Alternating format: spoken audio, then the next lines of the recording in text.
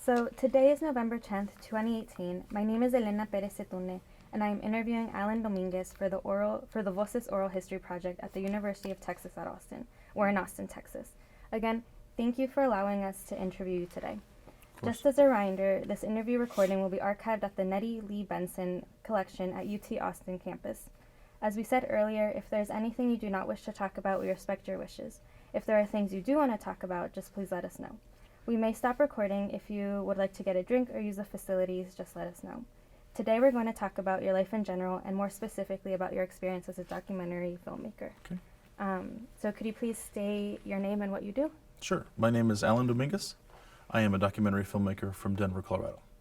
Perfect. I wanted to start with one of your recent documentaries, Beyond Graduation, Sure. Turns in the Road.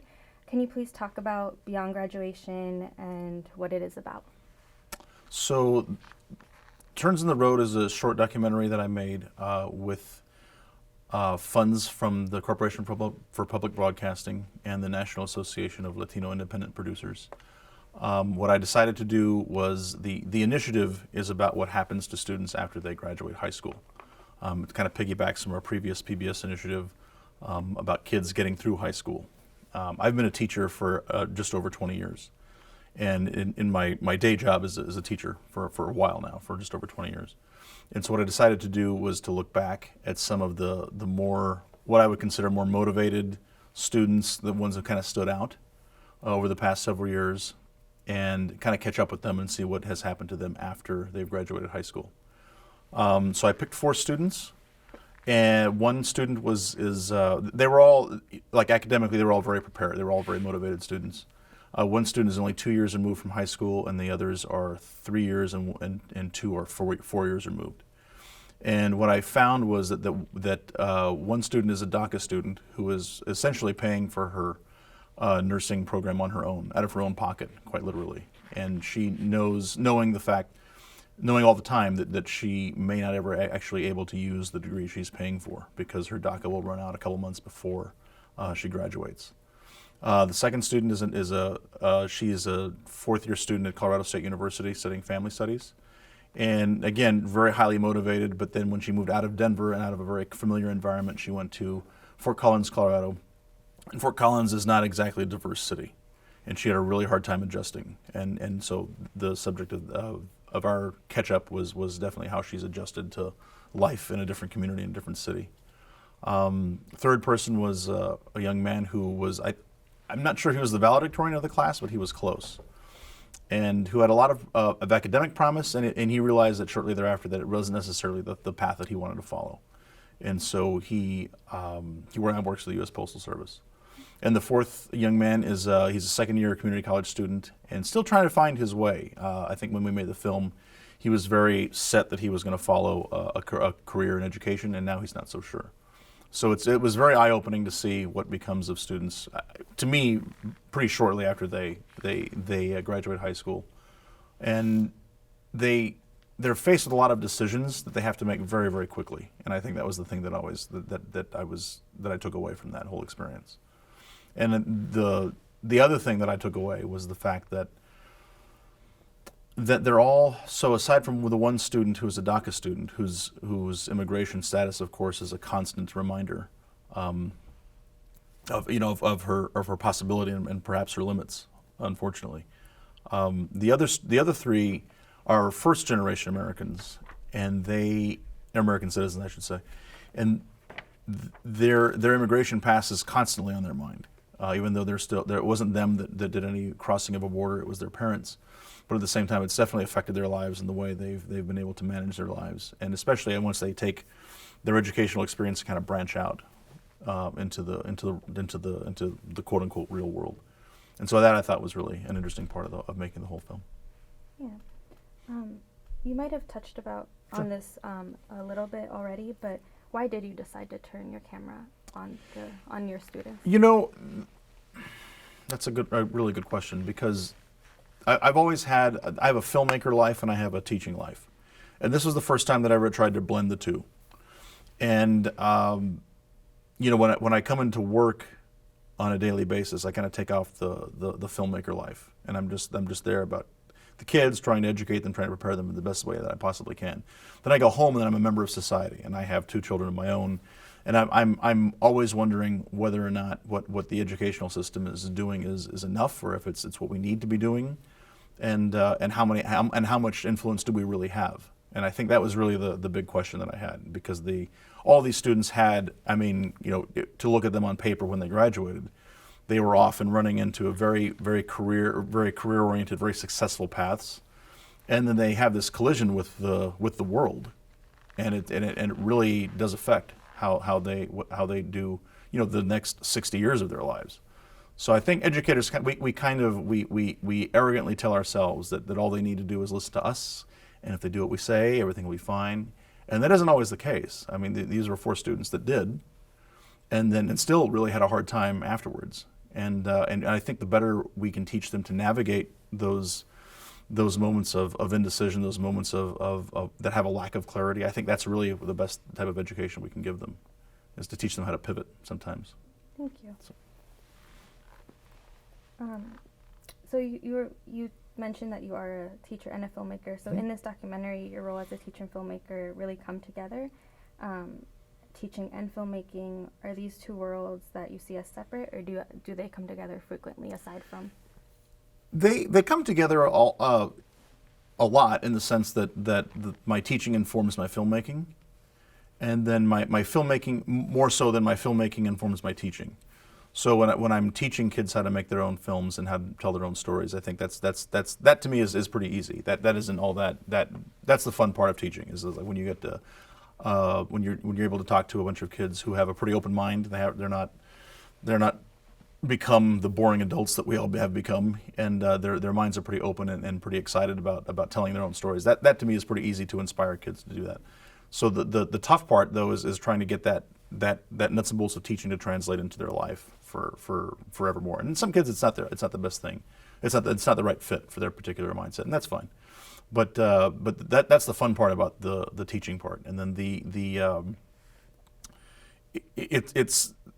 but it's those interactions with students that really inform my filmmaking, because that's really where I learn about reality. It's where I learn about what their lives are like outside of class.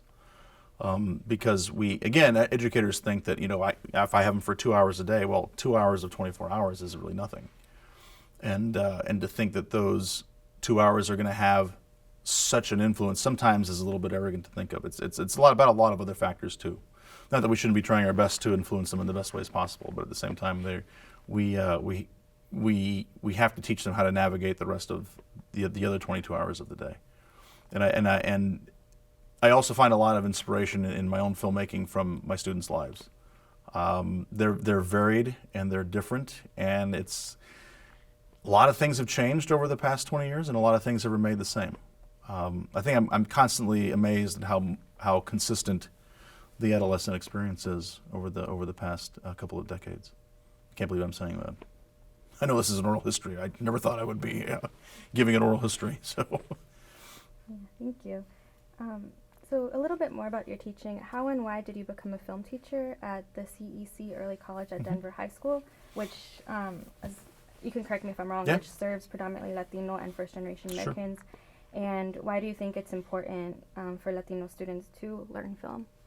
So the job just kind of, it was a perfect timing. I was a Spanish teacher for 10 years in and around Denver, and I was a filmmaker kind of after hours.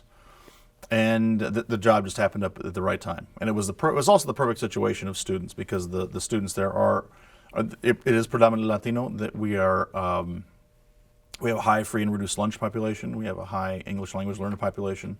All the things that you would expect. We're in the middle of this rapidly gentrifying neighborhood, and a stone's throw away from downtown Denver itself. So the juxtaposition of all those things, working with a low income population, working inside a rapidly gentrifying neighborhood, are really appealing to me for a number of reasons. And then I've always felt that I was able to bring out a lot of that angst that the students see, but they'd rarely articulate. And so that part has been very, very rewarding. Working with a different population, I don't know that I would feel as validated as an educator, and probably not. I would probably be engaged more as a filmmaker than I would be as an educator. and I think this way I have a pretty good balance. Different art schools in Denver, they tend to cater to a different population than what CEC does. And at CEC, I'm able to engage with my people, which I think is the most important part of the whole thing. Students consume so much media that they're not even aware of it on their phones. I mean, you can't pass by the lunchroom without people watching Netflix on their phones, which is astounding to me, because I don't think of myself as that old, but I could never imagine a day where I was in my own school watching a movie during lunch. That's bizarre to me. So the reason it's so important to have these kind of educational opportunities is to really tell kids of color that their stories matter, and that they're the best ones that are suited to tell their stories. Don't let somebody else speak for you. Just kind of take the metaphorical mic into your own hands and speak for yourself. And I think that's the most important thing that I can teach them. Kind of along those lines, in Turns of the Road, one of your students, Luis, stated, "We are all storytellers through writing, film, and music. We all have something to say." It's a very powerful moment, I think. Sure. Do you remember this moment and how you felt? And if not, if you don't remember the specific moment of Luis talking about storytelling, what moments or experiences do you remember most vividly from Turns of the Road? I do remember that moment quite vividly. I did not expect him to say that. I would have never thought that he would have been so. I guess I just never knew that that's what he thought. And I knew Luis for a long time. I knew him for his entire high school education. I knew him for all 4 years of it, and his parents and his family, and I knew them. And it was just kind of a moment of surprise where I never really thought that he had those thoughts about being a storyteller. That we are all natural storytellers in our own way, in our own each unique way. And so that was a particularly, I was very proud to hear him say that, even though I might have been a little bit of surprise. Some surprise was definitely cropping up in my head. But at the same time, it was very gratifying to know that he had been in my class and he had learned the fact that we do have our own unique stories to tell. So that was definitely a moment that I do remember. A couple of other moments with him is I think I kind of wanted to get at the cultural pressure that he feels at home. His parents were not born in the United States. They've become naturalized citizens and lived most of their adult lives here. But the world that they knew as teenagers is not even close to being the world that Luis knows as a teenager. And I never really thought about that until I had my own children, and I thought, oh yeah, my reality is really different as a father, as was very different as a student as theirs. And it's mostly the world around us that has changed, in terms of technology, in terms of convenience, those kinds of things. But to see him talk with his dad and be very honest with, and his father to be very honest with us, I thought was also a very powerful part of making the whole film. Do you ever feel those cultural pressures that Luis does talk about, either in film or in your life? Have you felt those cultural pressures? Absolutely. Sure. So there's a lot of cultural pressure, especially when we're trying to articulate this a good way. My parents are working class. My father was an electrician, and I'm one generation removed from dirt floors, quite literally. And so when I was coming up as a young man, I wanted to go into something that was more creative, it didn't resonate with my father. I mean, he always supported me, and he always encouraged me to do whatever I wanted to do. But he couldn't see, he's just very pragmatic. He wants to, you need to get a job, you need to take care of yourself, and take care of a family one day, and those need to be your priorities. And a creative field is just different. It's not necessarily sustainable all the time. It's tough. It's more of a lifestyle than it is a profession sometimes. And so those kinds of pressures, I mean, they still manifest themselves. Actually, I'm in my early 40s, mid 40s, and we still have that conversation sometimes. And he understands. He's very proud of the work that I do. At the same time, he kind of feels bad. He kind of wishes that it was easier for me, and he did everything he could do. And so so that it's a little bit of pressure. It's a little bit less pressure as I've aged. It was definitely more pressure when I was younger, especially after you make a couple of films and everything, and you get better at it, and your audience is a little bit broader each time. And that to me is the reward, and it just was less immediate than I would have liked. At the same time, it's those are the things that my parents would not have seen when I was in my 20s trying to go into filmmaking. They didn't necessarily see what the logical outcome was going to be, unless I moved to LA or New York, and I was never really wanting to do that. But yeah, no, there's definitely a lot of cultural pressure, even with just getting a degree, whatever field you go into. I think when you kind of move up on the social status, there's always this feeling of like, well, he's leaving us behind. And I certainly never felt it that way, but the way that I always look at it is I wasn't just going to college for myself. I was going also for my family, for my community. So, yeah, a little bit of pressure, for sure. Could you talk a little bit about your education and your degree? Because you didn't study film, did you? So can you talk about your bachelor's, Sure. your master's, and then later on when you go to the New York Film Academy, and that's when you do study film. So Yeah. how did that happen, or can you just talk about Totally backwards. It happened. It totally the way it's not supposed to happen. But so I, again, being very pragmatic when I was coming out of high school, I did want to go into education. I had a lot of admiration for my teachers, and at the time, there was a lot of stories circulating just in popular culture about how you can be a screenwriter and just make this $1 million sale, and then you're kind of in. And so that was my initial thought, was I'll educate myself, I'll take this educational track. I do enjoy working with young people, and I always have, and I probably always will. And so I thought, well, I can do that, and if I can somehow get into the screenwriting thing on the side, that eventually I'll transition over. Then it was not that easy. I was very naive to think that it was so simple. I was reading all these articles in Variety and Filmmaker magazine and Movie Maker magazine, talking about all of these folks that were writing scripts based on spec, based on nothing, and they got lucky. And I didn't realize that they were one of tens of thousands of people. And I never really internalized how long the odds were. So I continued to educate myself as to be an educator, thinking that one day that screenwriting was going to be my way into more feature filmmaking.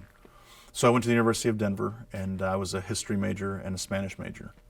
And at DU, I had two very influential professors, a husband and wife team, and they in the Spanish department.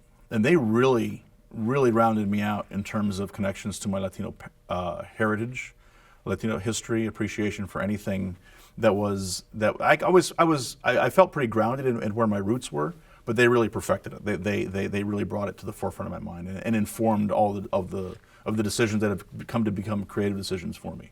So I really am very grateful to those two folks at the University of Denver. They've just retired, actually. And then, kind of keeping the same thing, I decided to whether I was going to study a Master of Fine Arts or study something a little more academic, and then maybe that would go into academia. That was my next thought. So I got a Master's of Arts in Latin American Studies from the University of New Mexico.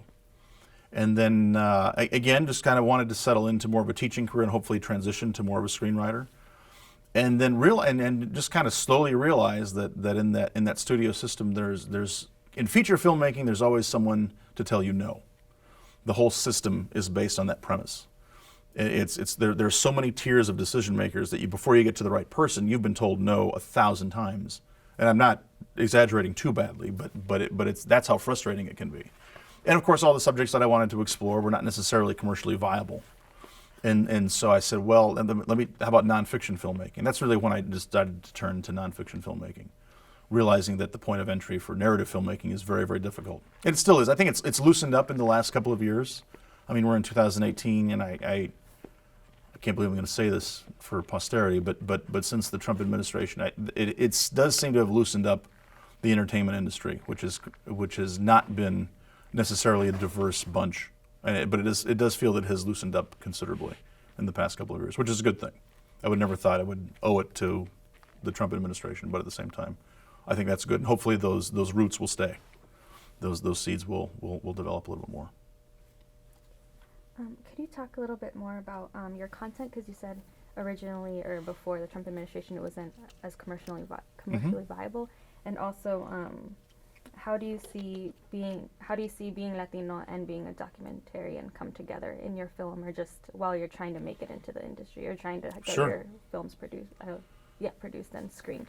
It's being a Latino anything is difficult in the sense, especially in this business, because you're some people will pigeonhole you in that if I wanted to make a film about something that does not have a Latino protagonist, and I have plenty of ideas to do so, then I feel, and I don't know this, but I feel that there's like, well, you're a Latino documentarian. Why don't you stick to your forte? Which is fine, but at the same time, I mean, you hate to be pigeonholed into one area. So it's definitely a two-edged sword. I mean, the good part about it is that I feel like I'm giving a voice to people that never really got their fair shake, and I think that is the most important to me.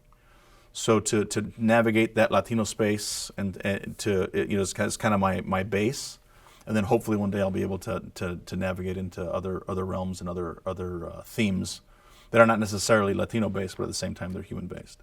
And on a lot of the power structures, those have always been interesting to me. Where power lies out in society, whether it's linguistically or culturally or racially.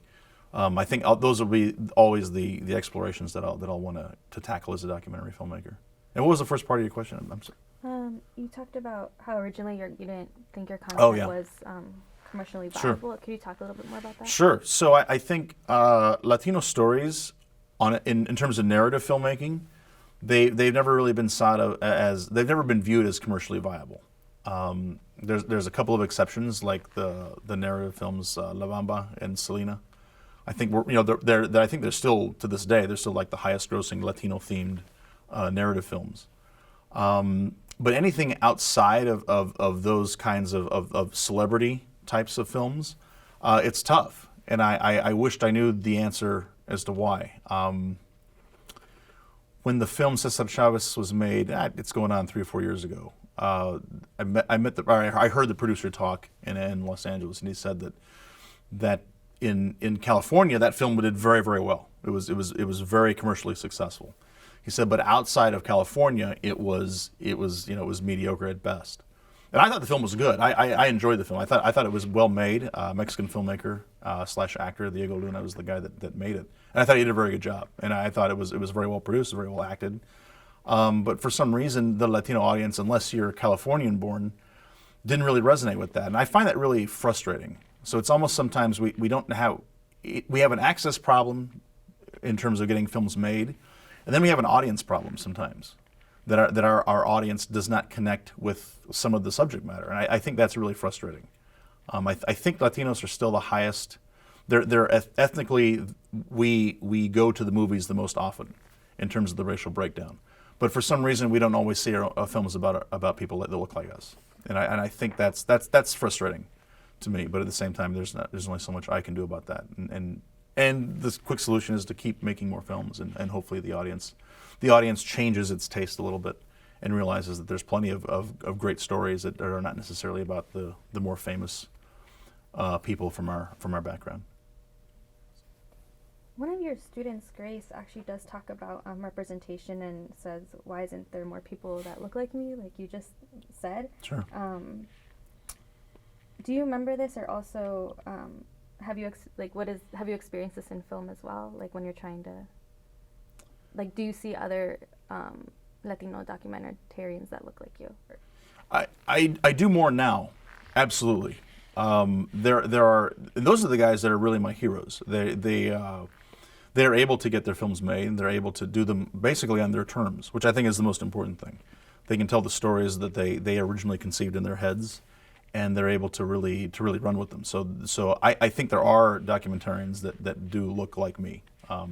They're not a lot necessarily, and we all kind of know each other, even though they've had more commercially successful films than I have. But we all kind of know each other. We all know of each other. Very approachable, very supportive, and it's changed. It did not used to always be like that. It's definitely grown, which I think is really good. But yeah, you always fight that a little bit. There is this sense of there are not necessarily a lot of documentarians that understand where I'm coming from, that understand where my passions lie.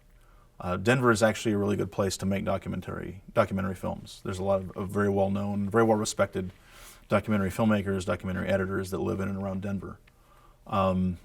But they're not necessarily Latino, and they we just see things a little bit differently. Very supportive. I mean, one of them produced Turns in the Road with me, and then is producing another film with me now. And and it's not to say that he is able to see that there was a good story, whether it's a Latino story or not. And I really appreciate that, and I wish other people would say the same thing. It's like, whether or not this is a Latino theme or not, this is a good story that needs to be told. And I wish the mainstream of documentary film world would see that a little bit more, as opposed to pigeonhole us into, well, this is a Latino theme, so you belong over here.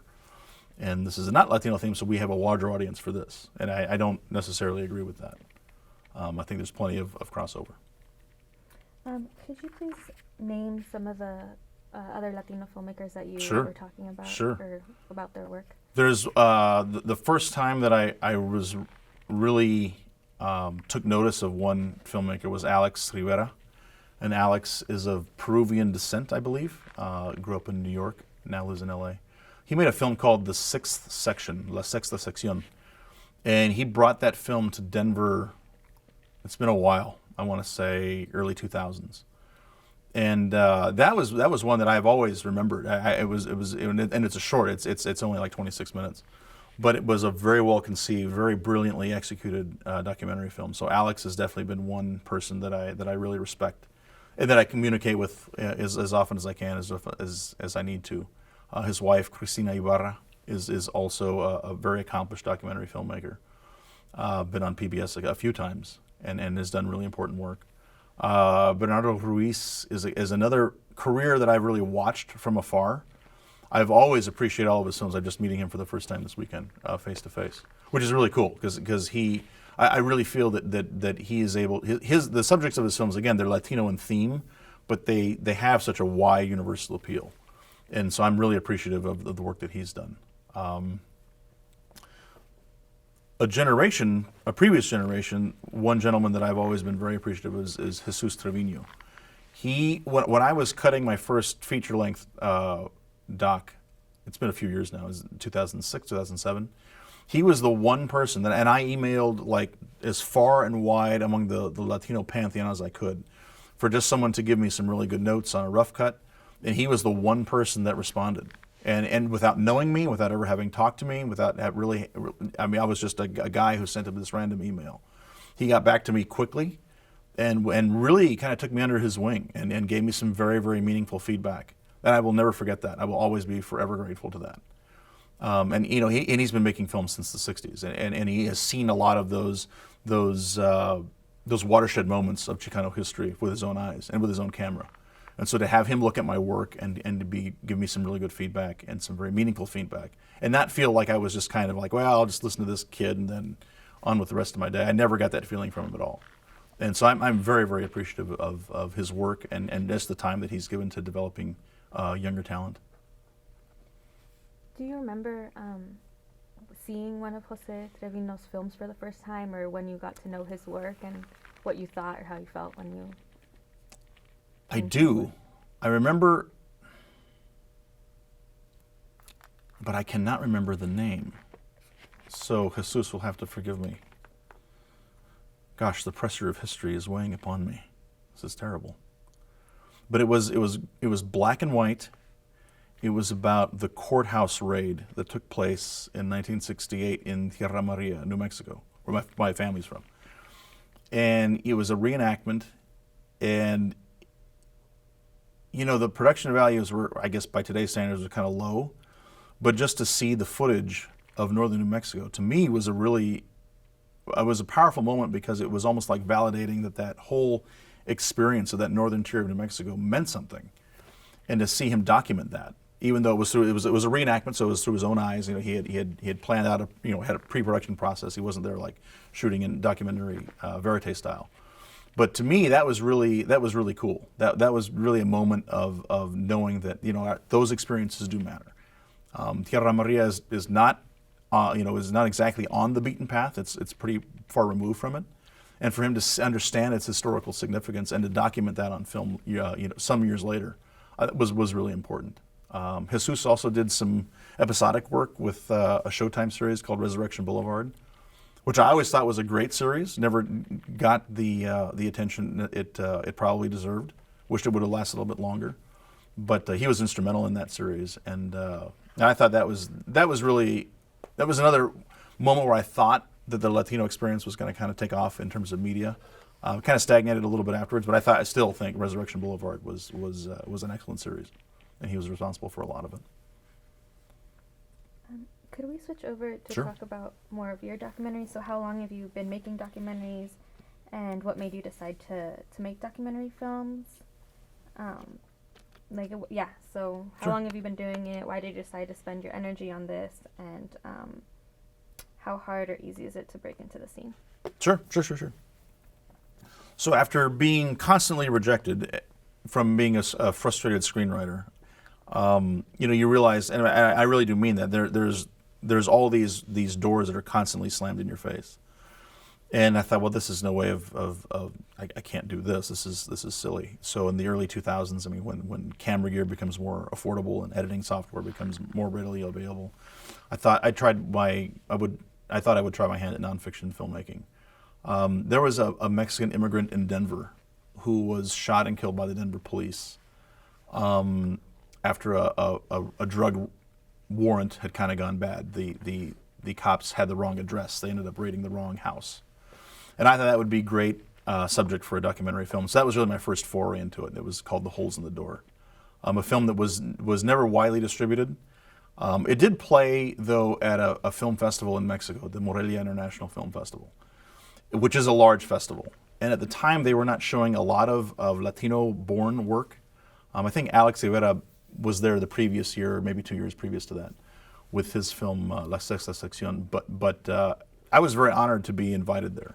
So even though the film necessarily wasn't very widely seen outside of Denver and the few festivals that it played, the fact that I was able to break into the Morelia festival was actually very meaningful for me. And it was reasonably cheap to do. I mean, I could kind of make my own film.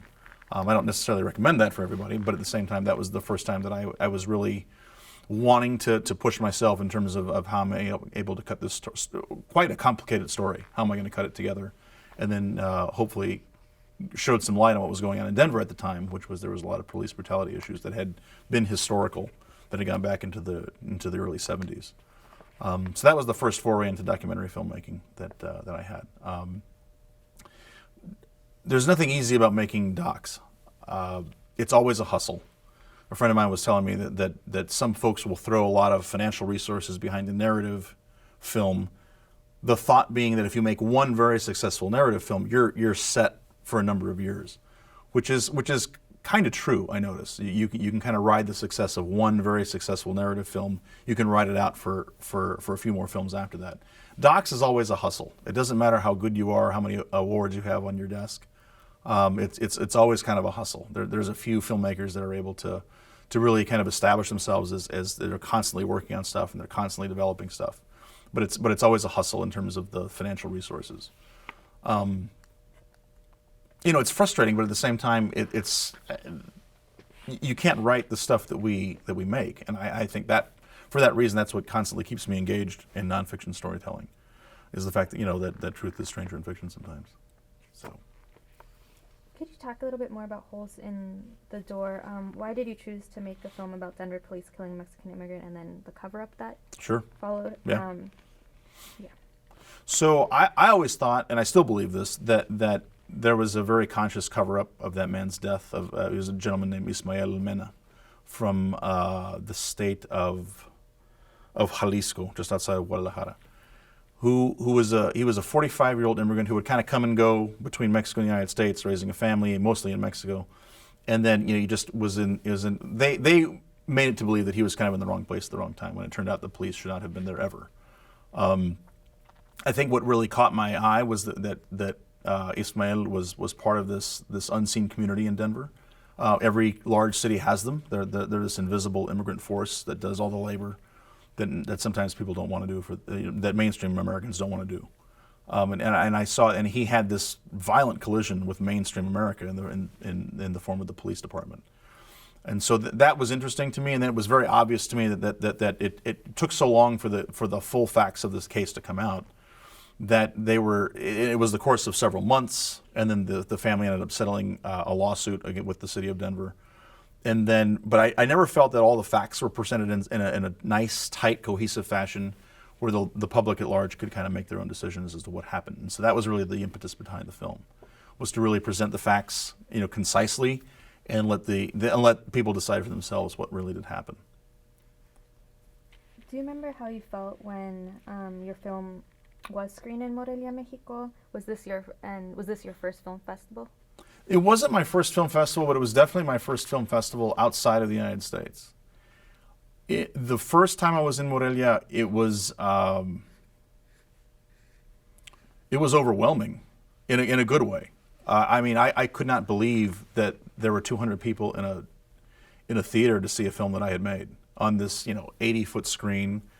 I was astonished as to just the reception. The other thing that I was astonished about was the questions that they asked after the film. It is a very film savvy crowd that goes to that particular festival. They ask very insightful questions I had never been asked anywhere else. And I think that was kind of towards the end of the festival run. But that was really a validating moment. And then I think there were two things that happened. So there was that at that particular festival. That was Morelia 07. I think it was only the 5th installment they had. And the night I got there, and as I was walking into the theater, as I turned the corner, I saw Alejandro González Iñárritu, Alfonso Cuarón, and another Mexican filmmaker named Carlos Regadas, who is not known much outside of Mexico. I saw them standing at the popcorn stand, and I'll never forget that. And they were just like three other guys just going to the movies. And at the time I didn't know this, but Alfonso Cuarón was also there with his son Jonas, and they were showing a film together. They had produced Father and Son, and that was the most vivid memory, second most vivid memory. Then I got back to the hotel, and somebody told me, they said, that Cuarón is giving a master class tomorrow.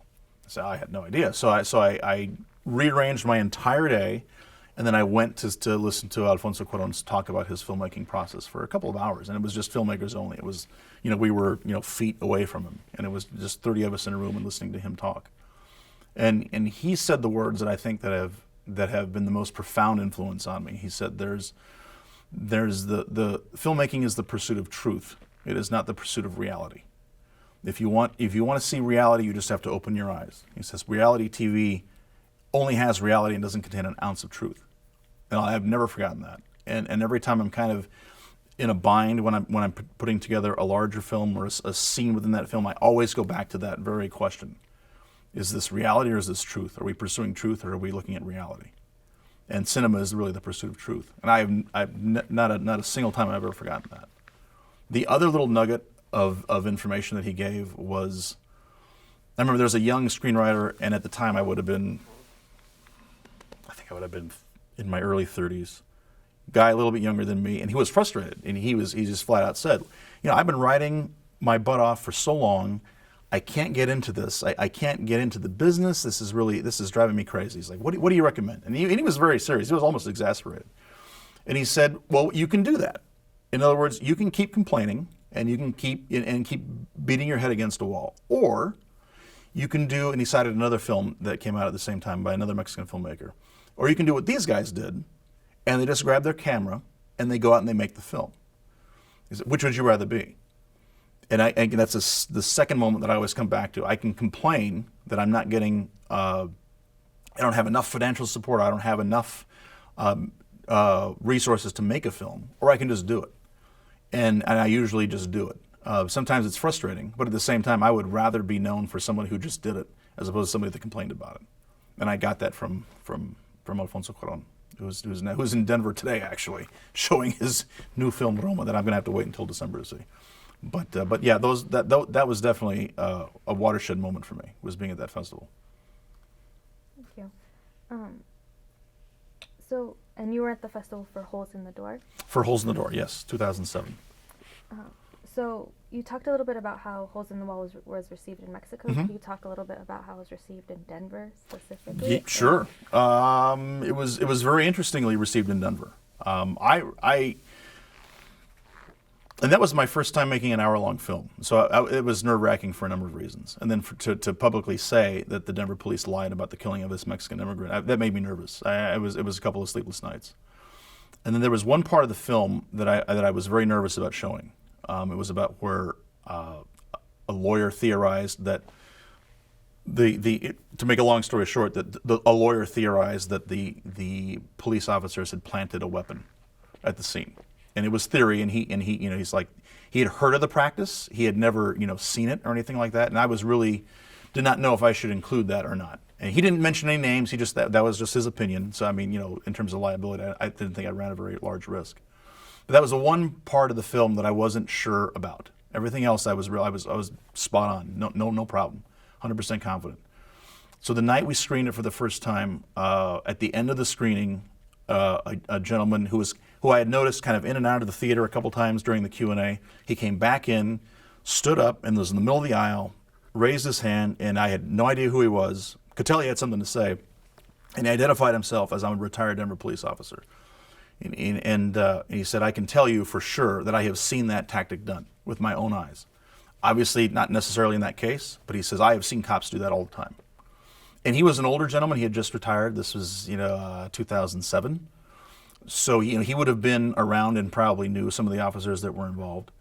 And when he gave that to me, I was instantaneously relieved. And always was curious to see how it would play out in the local media. And it was really kind of quiet. I mean, we screened the film several times. Always had a good crowd. Had some good media coverage, but it never really kind of blew up the way that I was hoping it would blow up, which is unfortunate. But at the same time, I think a lot of people really questioned the police's authority back then, and it has changed for the better since.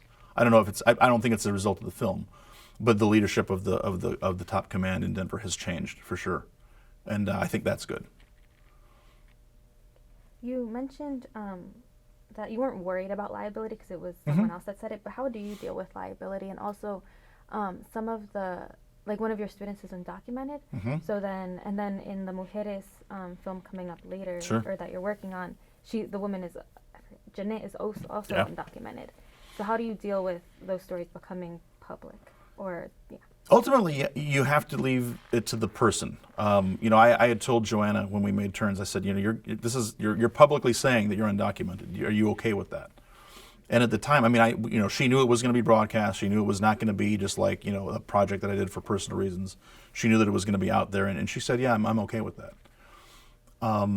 As a result, she's actually had a lot of support from family and friends, and mostly teachers that she did not anticipate. They didn't know that about her. So it's worked out in a very good way, to get her the support, whether it's financial support or whether emotional support, to get through the last 2 semesters of nursing school. She's been really appreciative of that. So that works out just fine. Jeanette Vizguerra is a different case. She is leading all of these sanctuary cases in and around Colorado, and also in the national scene. And she risks everything, and which to me as a filmmaker is fascinating. But of course, she runs a risk, and I've just been very upfront. I said, you live out in the open anyway, Jeanette. Do you mind me casting more of a spotlight on you? Hopefully, and she's very okay with it. She understands that she actually takes refuge in being very public with her life, and she feels that actually works to her advantage. She's not going to live in the shadows as somebody she has a stay of deportation as we sit now in November of 18. But her stay of deportation will run out in March of 19. After that, we'll see what happens to her particular story. And that's really kind of the end of the film that we're waiting to make. But they incur risk. I think it's a mitigated risk, but it's still a risk. It's also just very vulnerable to have your story out there, I think, for anybody. And so I really admire them for doing that. I don't know if I would do that, so. I would like to go back to the film, but I guess going back to your own documentaries or your own approach, do you think you have a particular approach in making documentaries, or does it depend on the topic? And what factors go into deciding the topics and focus for your work? Sure. You might have to redirect me later, because I have a really long answer, and then I have a short. So if I forget, just let me.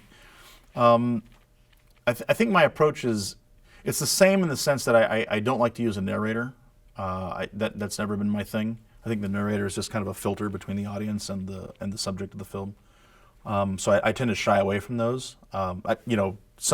Sometimes I do have in fact, my own voice was in the last film that I did, was in Turns in the Road, which I did not anticipate doing. But the producer and I, convinced me. It's like, you're part of the story. It's okay. And, he convinced me in a good way, and I think it worked out okay. So that's one thing that I tend to shy away from. I like very stylized documentaries as an audience member. So filmmakers like Errol Morris, specifically Errol Morris, who tends to deal only with past events and then recreates this cinematic reality around it.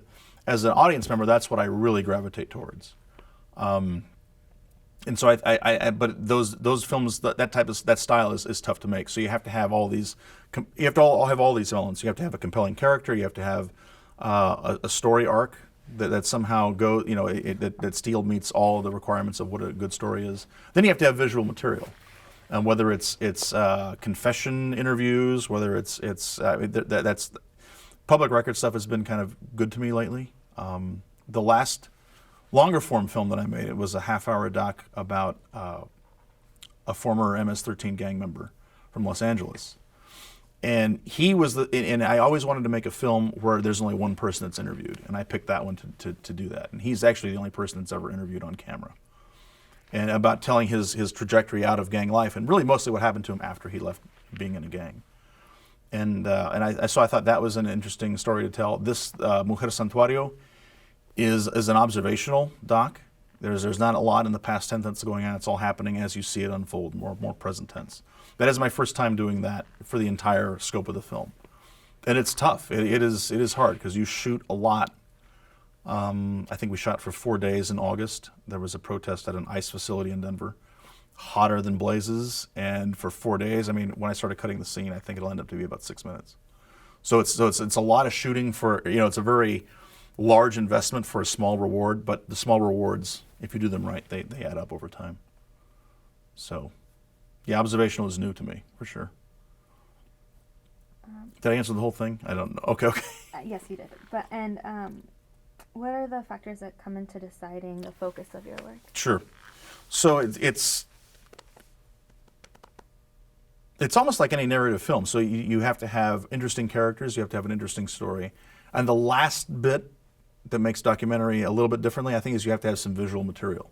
So if you're dealing with only things in the past, do you have archive footage? Do you have recordings of voice? Do you have news footage? Do you have photographs? What kind of visual material can you work with? That's really critical when you're talking about something that happened already in the past. You're just kind of shedding new light on it in a different way. I would love to be able to shoot stylized reenactments. It's just very expensive to do so. But I think that's really what it comes down to is really a character, their particular story, and visual material that you have to work with. And sometimes you have to create it entirely. Like now we're creating the visual material when we're following Jeanette. And it's interesting to watch her react to it, because this is the first time I've ever done that, and she's been featured before, plenty on news. She's quite the cause celeb, but this is such a grind, and it takes place over. I mean, we're a year and a half into it, and we'll be bugging her for another 6 months easily, and it's interesting to see how she has changed with the whole process, and she's very patient with us, fortunately. But yeah, those are the things that kind of go into that, and I think the overlying arc, to me, is always this position of power. These subjects are not in a position of power, and the media is a way of them claiming that power. And I think Clever, the film that I made about the MS-13 member, former MS-13 member, that was a guy that never really got his shot to tell his story. And I think that those are the places that I've always gravitated towards is the folks that never really ever saw themselves being portrayed in media, and I find that really appealing. So given that you do find this concept appealing and you're interested in power, and with Jeanette, she's been on Democracy Now! And with Amy Goodman, and Amy Goodman does do more of activism journalism, or she sees, so given the content of your work, do you see yourself as your documentaries as activism, or a documentarian, or an activist? That's a really good question. In fact, he's Jesus Trevino, who I already alluded to. He had a memoir come out it's been some years now, but about his filmmaking and how it was, and he was at ground zero of the Chicano movement in the late '60s, early '70s, and he was making films about that, and then I forget exactly how he worded it in the book, but the upshot of it is that by making stories and archiving footage, this is the way I participate in the activism. It's not necessarily it's not necessarily being present at every meeting or being present at every protest, but this is a way I can help the message get out. And I kind of feel myself as that. It's not activism necessarily, but at the same time, it's the way that I participate in the activism. I wouldn't call myself an activist. I think I've only met a couple of people in my life that I can truly say that they're activists. Jeanette is one of them. Jeanette is an activist. She doesn't have a regular job. That she wakes up every morning, will do something for money, and then it is on the activist trail. And I don't consider myself an activist in that way. That's a big title to me. But the storytelling that I do can become part of that activism, and I'm very proud of that. Do you do that consciously? Do you want? Another good question. When you're shooting, you have to maintain a healthy distance, an emotional distance between your subject, I think, and the film.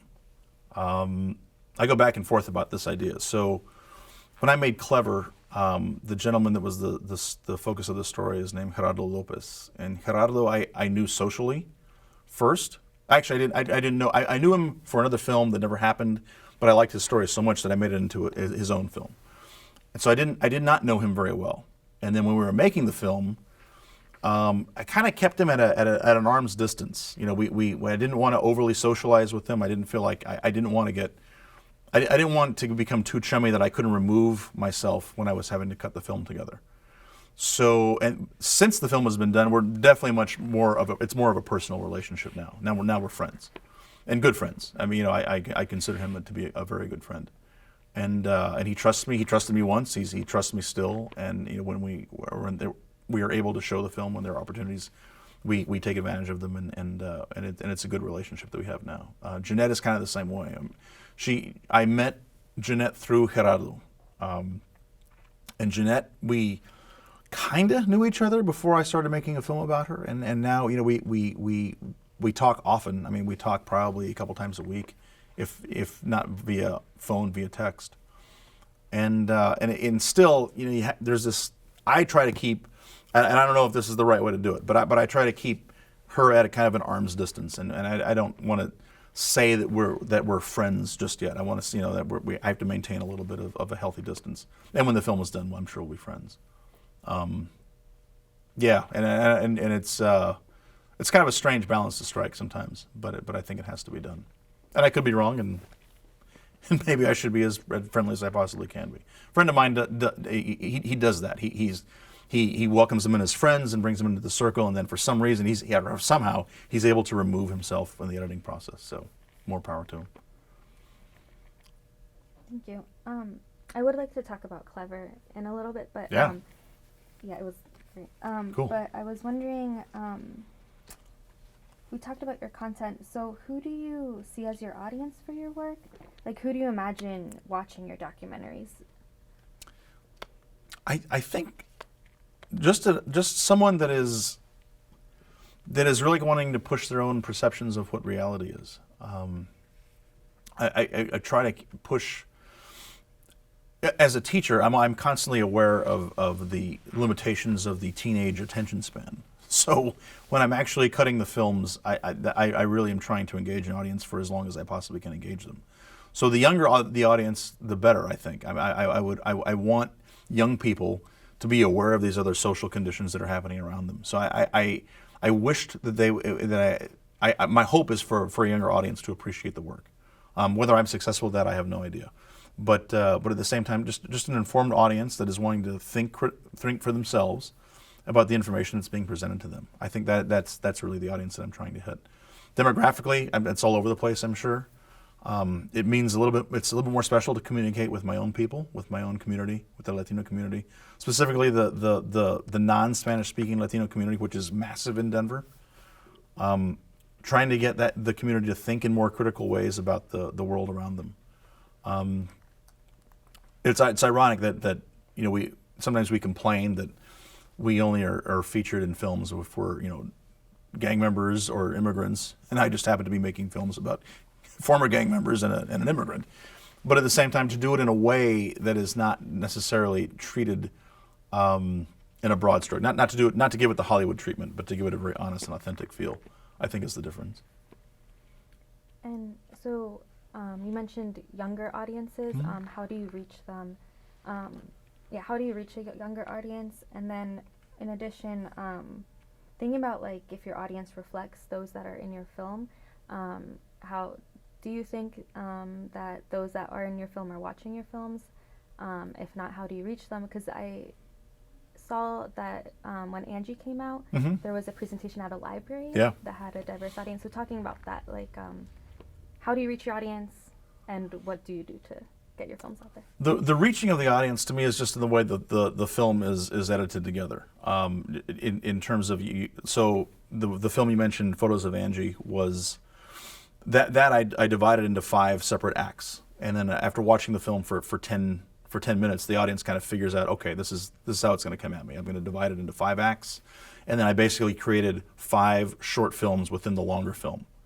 And then that I thought was pretty effective in just maintaining the attention span of now we're going to talk about this particular part. Now we're going to talk about this particular part of Angie, and I noticed that was successful technique trying to reach a younger audience, because younger audiences consume media in bite size and YouTube videos, and that was one technique that I thought was actually really effective.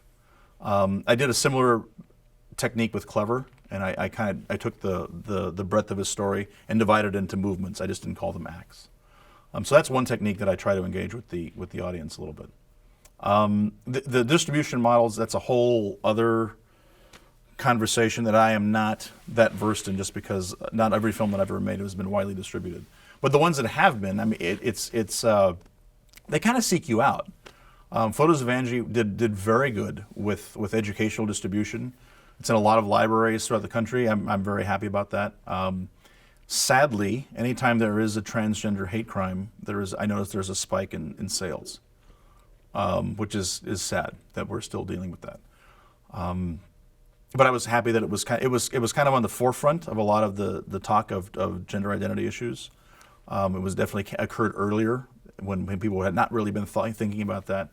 A lot of the great stories come from high school screenings, when they'll say, I've had all these feelings about how do I present myself as a transgender teen to my mom, and the film is an impetus for them to have that conversation with their parents, and as opposed to to really, and we've had a couple times where the kid was contemplating suicide, but they saw a film and then they realized, okay, I can talk about this with my parents, and so that's always been very rewarding to me. But engaging the younger audience is, it's tough. You just have to strategize, I think. You have to strategize what platforms are going to be the best place, and reach out to the right communities that are going to put it in front of the right people. And in regards to crew, how do you go about getting a crew and hiring a crew? Are there other Latino crew members, or just what that looks like for you? It's tough, mostly because up until Turns on the Road, I had essentially been my own crew, and I would hire day players as I could afford them. Denver does not have what I would consider an abundance of Latino filmmakers.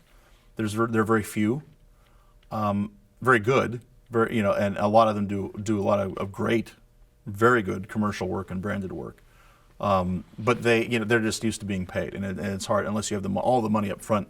It's tough to crew up completely. So I ended up doing a lot of the work. I ended up doing a lot of the shooting. The editing I almost exclusively do, with of course getting feedback from a lot of different people. So that's actually helpful. Turns on the Road was the first time I was able to crew up at the beginning of the film and all the way through. And we did not have a Latino crew, actually. It was mostly a white crew. They were very seasoned documentarian crew members. They're kind of used to that. And so that was the reason. And scheduling was part of it, and just was who was available at the right time. Had a world-class producer, a gentleman named Mitch Dickman. Mitch, again, he's not part of the Latino community, but he understands what the essence of the film was. and getting his participation was so important. Director of photography, also a very seasoned DP, shot an Oscar-winning film a few years back. Is touring his own feature film now about an orphanage in Africa. And again, just has that empathic lens that I thought was really critical for that particular film. So, yeah, it's not easy. I've had a couple of guys on the dream list that just hasn't quite worked out yet, but hopefully one day that'll change. Thinking about a dream list, what would be your dream documentary? Like, if you had all the money in the world and all the resources, what would be like that one documentary that you just really would have loved to do? I would like to do. That's a good question, because I never think about the dream too often. I would like to do something that is more in the Errol Morris style, which is a very stylized documentary with these very stylized reenactments with professional actors to re-examine something that happened in the past and to kind of breathe fresh life into it. His films are, he has a lot of criminal, crime justice themes to his films. There's a lot of murders and things like, kind of heavy stuff like that. But the way he deals with them sometimes is kind of lighthearted, not in a disrespectful way, but really in a way to engage an audience a little bit differently about a particular event that really is very serious. And so Errol Morris is able to command these, good-sized budgets. He doesn't necessarily make a living off of making those kinds of films, but they're so cinematic. It really breaches. It crosses over to nonfiction into what I think of as like traditional views of cinema, and I think that is really an exciting place to be. That is. So I wouldn't know what the topic is just yet, but I think that would be something that I would really definitely want to explore. I made one sports-themed film, but I would like to do that again. And again, to me, sports are a way of connecting with a younger audience. I guess this goes back to what you had asked me previously. That it's you kind of want to do a magic show, right? So I made one film called Border Ball, that on its face is a baseball film. And the magic show is that, I'm telling people it's a baseball film over here, and it's really an immigration story over here. And that, to me, is when the media all kind of works together, is when you can pull that magic show off. You can entice an audience thinking it's about one thing, and it's really about something else much more deeper and much more serious. So, but yeah, I gotta think about the $1 million budget. That's a lot of money to play with. Yeah, thank you. Could we talk a little bit about Border Wall real quick? Sure. Can you talk about the documentary? Why did you choose to make a documentary about Mexico's first baseball sports agent in the U.S. and the U.S. big leagues? Sure. So, why did you choose to make it, and just talk a little bit about it and why you thought it was like an important story to tell? So at the time, my brother had just moved to San Diego, and he had heard of this area in Southern California called the Imperial Valley, which for some reason produces an unusually high number of professional baseball players. Some play in the major leagues, some play in the minor leagues, but for such a small geographic area, it produces a lot of professional baseball players. And he dug into it a little bit, and he said the reason that it's the case is because they're able to play winter ball alongside professionals that are playing in the U.S. major leagues, just across the road in Mexicali, Mexico. And so these young kids are playing against professionals here that are in their 20s, and that's how they get so good. And I thought that was fascinating. And then we went to the Imperial Valley and see that it's really this fascinating confluence of, it's the border experience, but on the northern side of the border, there's a lot of agribusiness, huge business. Some very wealthy folks live in the Imperial Valley because of all the farming industry there. And baseball is just kind of the culture, and it is on both sides of that border. So most people think of sports in Mexico, everybody assumes that it's soccer, but along the northern tier, it's really baseball. Baseball is really life. And I thought that was a way of exploring of exploring an issue like immigration, like the border experience, but through the lens of baseball. So that was really the impetus of it. So we wanted to make a two narrative film where half of it took place in the United States and the other half took place in Mexico. And we were never able to quite get the funding because that would have been a fairly large production, and we were never able to quite coalesce all the funding. So at the end of when we'd kind of abandoned the idea, we had pitched it to ESPN. We thought that was going to happen, and then when it didn't happen, I said, well, we still have all this footage with this particular gentleman, Mr. Gonzalez, and we decided to just craft a short just about him and all the work that he had been doing. And at the time, it would have been kind of, because he was suing the Major League Baseball and minor league baseball. It was kind of a thing at the time. We were just able to put all the pieces together to make it a longer film. But that was really the impetus, was to kind of look at what it means to live on the border and look at it through the lens of sport. It's still a film that I would love to go back and revisit and make into a longer form. Not necessarily focusing on Gonzalez, but also focusing on the American side, where you have all these Mexican-American kids, some of whom don't even speak Spanish, but will go and play on the weekends and get really, really good at their craft. And then you have these 70-year-old men, 75-year-old men that play baseball every Sunday and have been doing that for decades. But there's so much there that's visually it's visually appealing.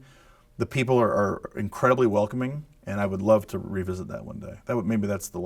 That's one thing that I would like to go back and shoot. So you did do filming in Mexico. Yeah. How was that, and also why did you think it was important, or why did you want to make a documentary about Mexico and the U.S. even? And was it filmed in the U.S. too, or was it just Mexico? It was. So Border Ball, as it was released, was mostly in Mexico, actually. And it was mostly in Tijuana, a little bit in Mexicali. And shooting in Mexico, I think, is a lot of fun. Any time that there's some element of adventure, that tends to really grab me. I always wanted to be a photojournalist when I was in high school. And I just the romance of going to a foreign place and being able to make images, I think, is still incredibly romantic, and it's still very appealing to me. So when I was able to shoot in Mexico, it was a lot of fun. Not a lot of obstacles. We were there at the border region when we were there was pretty tranquil. And again, just a lot of fun. You attract a lot of interesting attention when you get the camera there, and then there's my brother at the time was the guy that helped me with that, and it was fun. It was a lot of fun. It was very, very gratifying. Could we switch over to Local Lane Sure. Film? So on your Facebook and on LinkedIn, it says that you are a founding partner of Local Lane Filmworks. Can you please tell me a little bit about it, how it was funded, why it was funded, and maybe a little bit about the name too? It's a great name. Sure. So Local Lane is really just a letterhead company that consists of me. I have a small office. And that's just kind of the banner that we do all of our work under. And so it's mostly me. I'm in a transitional phase now. So I might be doing another entity that is separate from Local Lane in the next year or so. But that's we're not quite sure yet. But Local Lane is basically just me. But at the same time, for all of our projects, I hire day players as I'm able to hire them. Do a lot of branded content, some branded content for businesses and nonprofits for their web presence and stuff like that. Because kind of that documentary feel is kind of what's in terms of the advertising space these days, and so that I'm able to tap into that market a little bit, which is a lot of fun. I don't consider it like drudgery. It's not like, to me, having to make a living making car commercial after car commercial is not appealing to me. But when you're working with nonprofits, when you're working with schools, and you're really kind of showcasing what they do for the larger community and for the larger good, I think is much more exciting and much more interesting. The name Local Lane actually does have a cool little history that I never get asked about, so thank you for asking. My brother, when he was in college, worked for one of the suburbs around Denver. He worked in it was the Parks Division, and part of he was the only minority on that particular crew. And he suffered a lot of racism, just a lot of just a lot of small microaggressions, a lot of bad comments here and there, and at the end of his summer, the tradition was that they make a sign, fashioned like a street sign, and you can say whatever you want on it.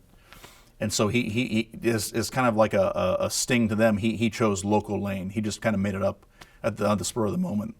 And then he gave me the sign after that. He subsequently has given me the sign. So the sign hangs in my office, and it's Local Lane. And then that was kind of his response to that racism that he felt when he was a kid, I think he was 19 years old. And that's a cool story to have. It was almost like his way of kind of staking a claim and showing the other that what, we're here to stay. So thank you. Yeah, thank you for asking. I'm glad that will live on.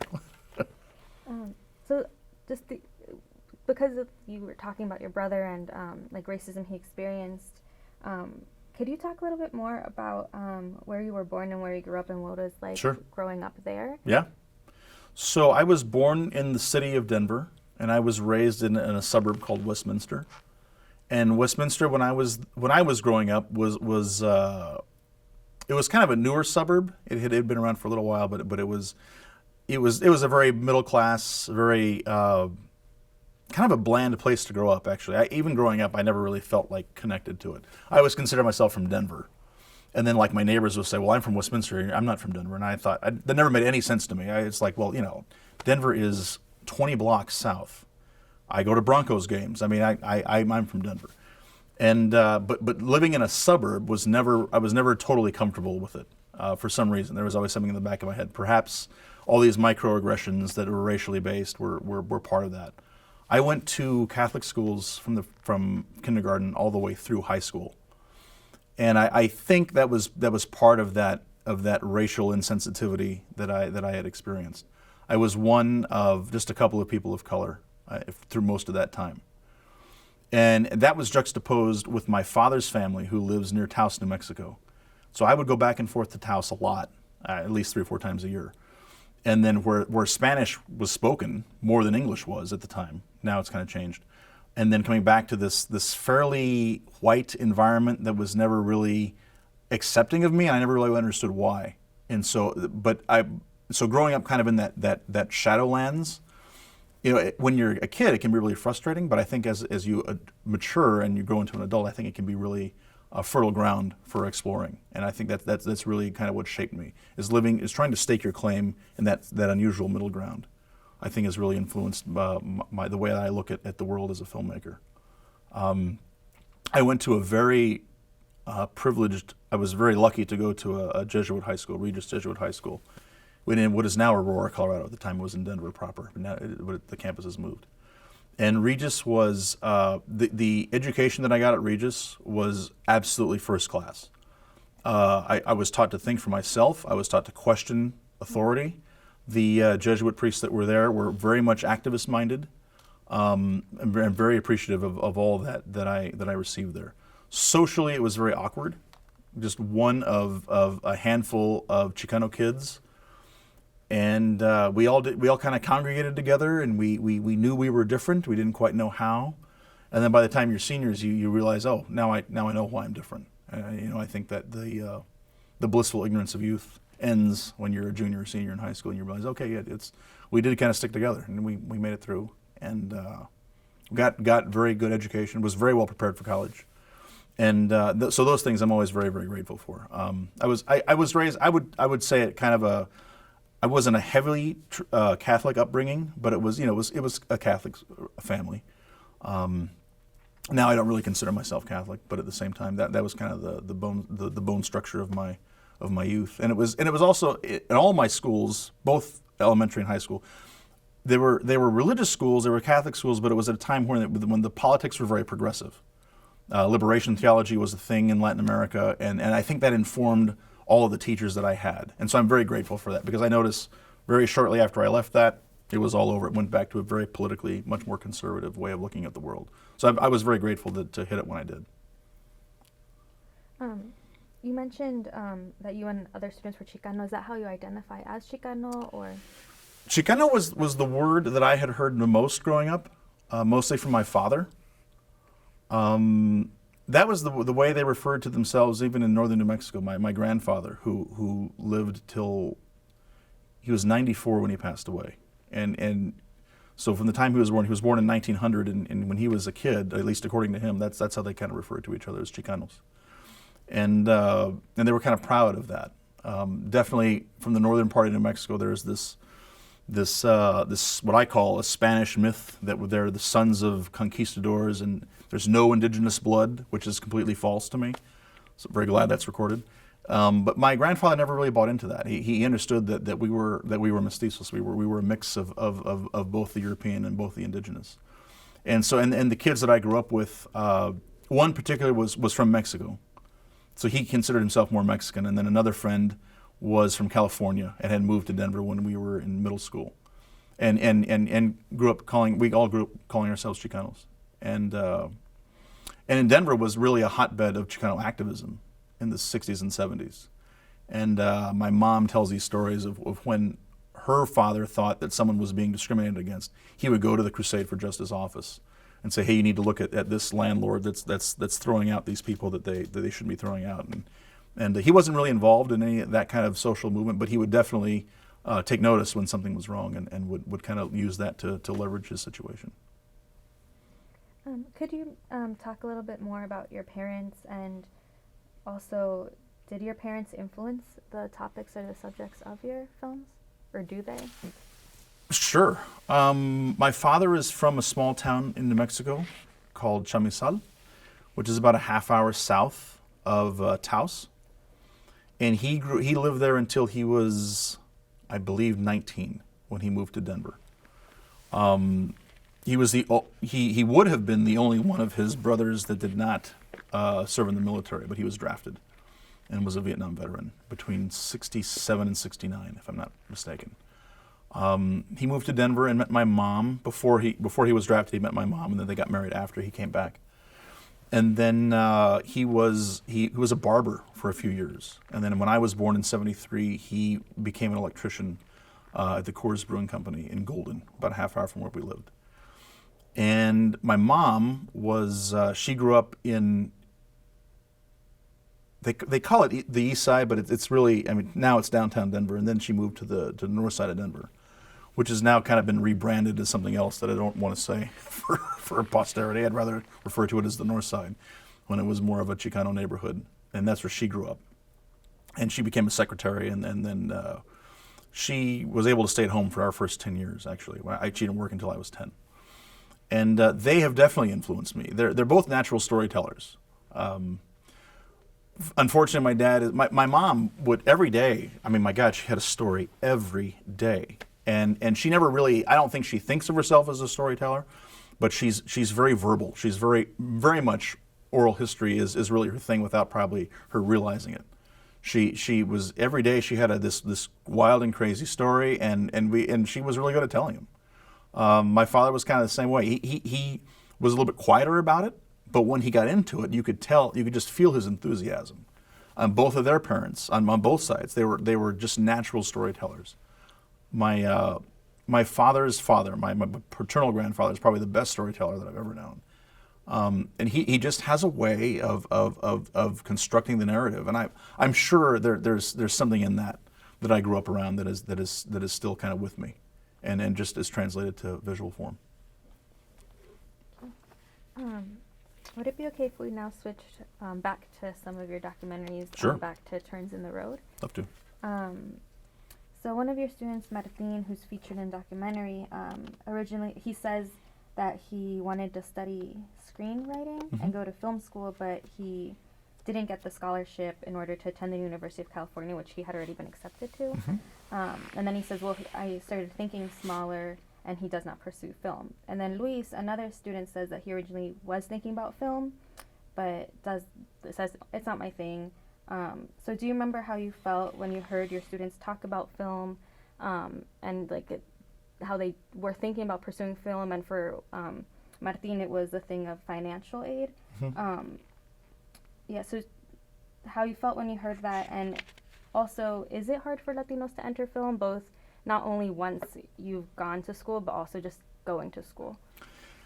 I think it is. I mean, it was. Martin was of particular interest to me because he came into high school not really knowing what he wanted to do, and he kind of bounced around the different career paths that we have at our particular school. And then he was a junior or senior. He really enjoyed film. The fact that he wanted to study it, I thought was great. I also knew that it kind of carried a burden, and I did not give him any illusions as to how difficult it is. But he had the GPA, and he had the wherewithal to get into what I thought would have been a great opportunity. I think where he kind of fell short, I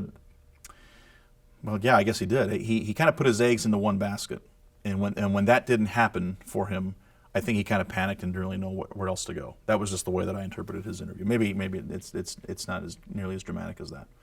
But to hear them wanting to go into film, I think is great. I think it's a lot of fun to be able to to influence students to at least just to think outside the box a little bit.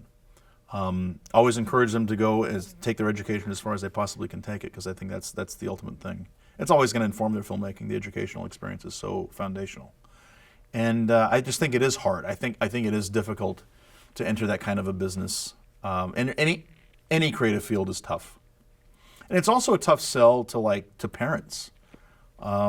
Luis specifically, and I remember talking to him as early as he was a junior. And he would, and I would say, what do your parents say? It's like, well, I'd rather not talk about it. I said, no, you can tell me. I've heard it all before. He's like, yeah, they're not really sure what that means. He said they love me. They want me to do whatever I want to be able to do. But they're not sure. They don't understand that world. They don't you have to freelance sometimes, and you do a lot of unpaid internships, and they come from modest means, and so they want their son to make a living, and in many cases. To contribute to the household.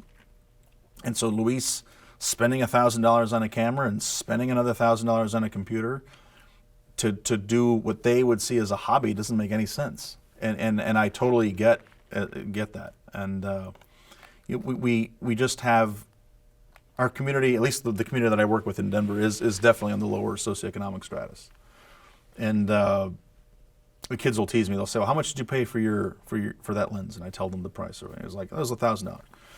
I said, "Oh my God, Mister, why would you ever do that? And are you crazy?" I said, "Well, now, yes, but think about it this way. My father was an electrician. He needed to spend about $500 a year on his gear, on his tools. Otherwise, he didn't have a job." And I said, "So what's he going to do? Is he going to complain to the boss? Hey, man, you got to help me out with this, or is he just going to buy them and continue to be employed?" That's what a lens is to me. That's a tool that I need it. It's fun, and I get all giddy when I take it out of the box and everything. But it's a tool, and that's a tool of the trade. And I think when students come from tough backgrounds and from poor backgrounds, they don't quite see the payoff, because it's more of the marathon, and kids being kids, they're more interested in the sprint. So. And what kind of support do you see out there for Latinos trying to pursue film and documentary making? And you also talked about access. Is access a barrier for Latino filmmakers, both in regards to money or just trying to? Sure. I think access is a barrier. It's not easy to get funded. I don't want to make any illusions about that. I've been very lucky that I have a job that I can self-finance sometimes, but not always. But you just kind of cobble things together from wherever you can. And there are funding agencies out there, and I apply every year, and sometimes I get it, and sometimes I don't. And it's tough because they're we're all kind of competing for the same small pool of money, and so you trust the funders to make the best decisions for the films that they see are going to have the best wings and will hopefully fly. Like I say, it's changed lately. I definitely feel like it's loosened up a little bit. So a conversation that I could never have with HBO a few years back, now I'm having with HBO, which is great. I have no idea if it's going to ever come to anything's ever going to come of it, but at least I'm involved. At least I'm at the table. At least I'm able to email somebody, and they'll email me back, and they'll say, "This is what we're thinking. Maybe not this time, but next time let us know." And they do let you know, and they so that I think has broken down a little bit. So now the pressure's kind of on me to be sure that I'm continually thinking of and engaging my brain in innovative ways of telling a story. So. Can you talk about that conversation with HBO, or is that something that you're working on? And I can talk a little bit about it. I mean, actually, I'll. So the National Association for Latino Independent Producers, NALIP, is an organization based in Los Angeles, and it's a great support for independent producers just like myself that are trying to access funds and access broadcasters. I think the first time that I went to a NALIP conference, it's been 8 years now, I think, 8 or 9. I met an executive from HBO Documentary Films, and just have forever maintained the contact. And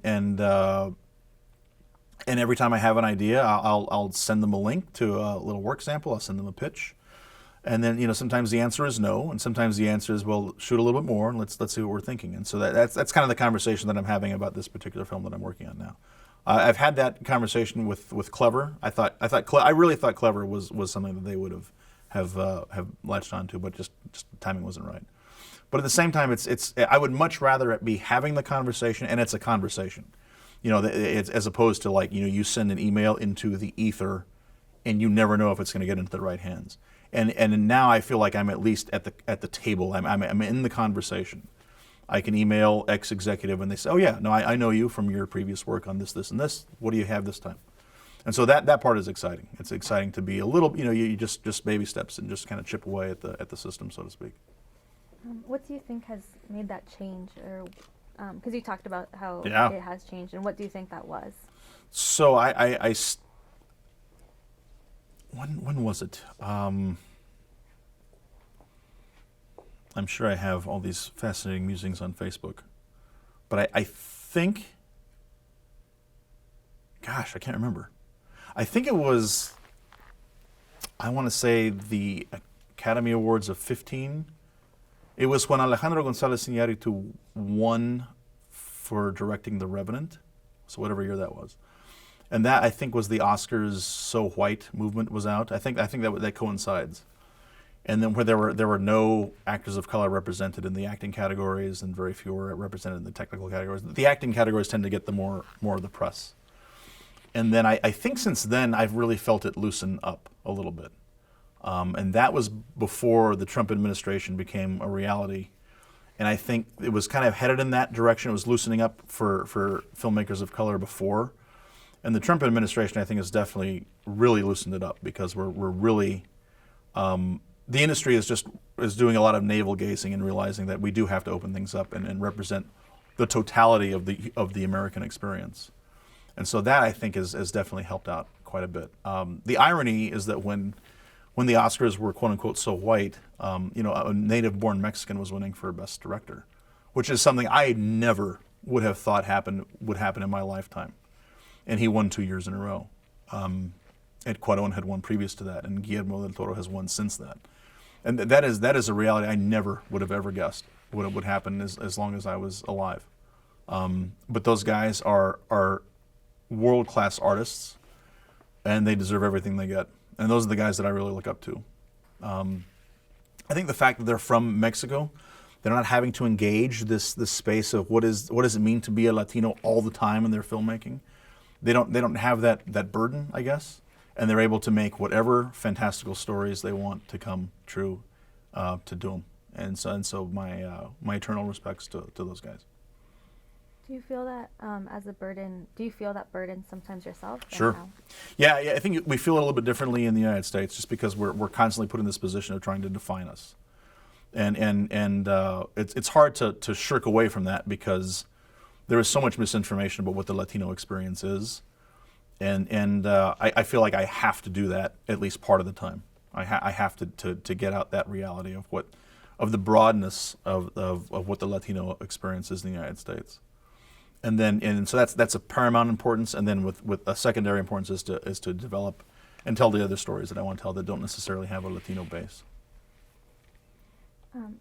Going back to just one more question about Sure. Beyond Graduation and Turns of the Road. Yeah. It was one of the Latino Lens finalists. Mm-hmm. Can you talk about this? What is Latino Lens, and how do you felt when you learned that it was a finalist? So Latino Lens is an incubator project. In this particular case, it was with NALIP, the National Association of Latino Independent Producers. The funding came from the Corporation for Public Broadcasting, and the broadcast partner was World Channel, part of PBS in Boston. And it was a piggyback on a previous initiative they had. And so when the call came open, it was early November of last year. And I remember the projects it was a very quick turnaround. It was like 4 weeks. And so I had to figure out a concept, and I had to cobble together the crew and in a very short time. And then, so we submitted at the first part of December. And then they had a couple of interviews after that, where there were the phone, or I think we Skyped a couple times. And then when I got it, it was almost like it was the end of February, and then we had to shoot right away, because that was when the DP had free in his schedule, and it was kind of a wild and crazy couple of months, but I had an excellent crew, and that made it. I mean, it made it so much easier. And then, but finding out I was a finalist was really a lot of was very meaningful. It's a lot of fun. It was the first time that I was ever funded from beginning to end. Usually, I can hack I usually start with nothing, hack my way through to finishing it, and then I have to really figure out what I'm going to do on the distribution end. But this one was a guaranteed path from production to distribution, and that was the first time that had ever happened for me. And it was it had different stressors, but it was all. I mean, we had been around the block before, and we knew what to expect. So, but it was a very, very meaningful experience to especially have that stamp of approval from Naleep, which I really appreciate. Can you maybe give an example, or what do you remember most vividly from this experience that you said wild and crazy? Is there like a moment or just like an anecdote from that experience? Let me think.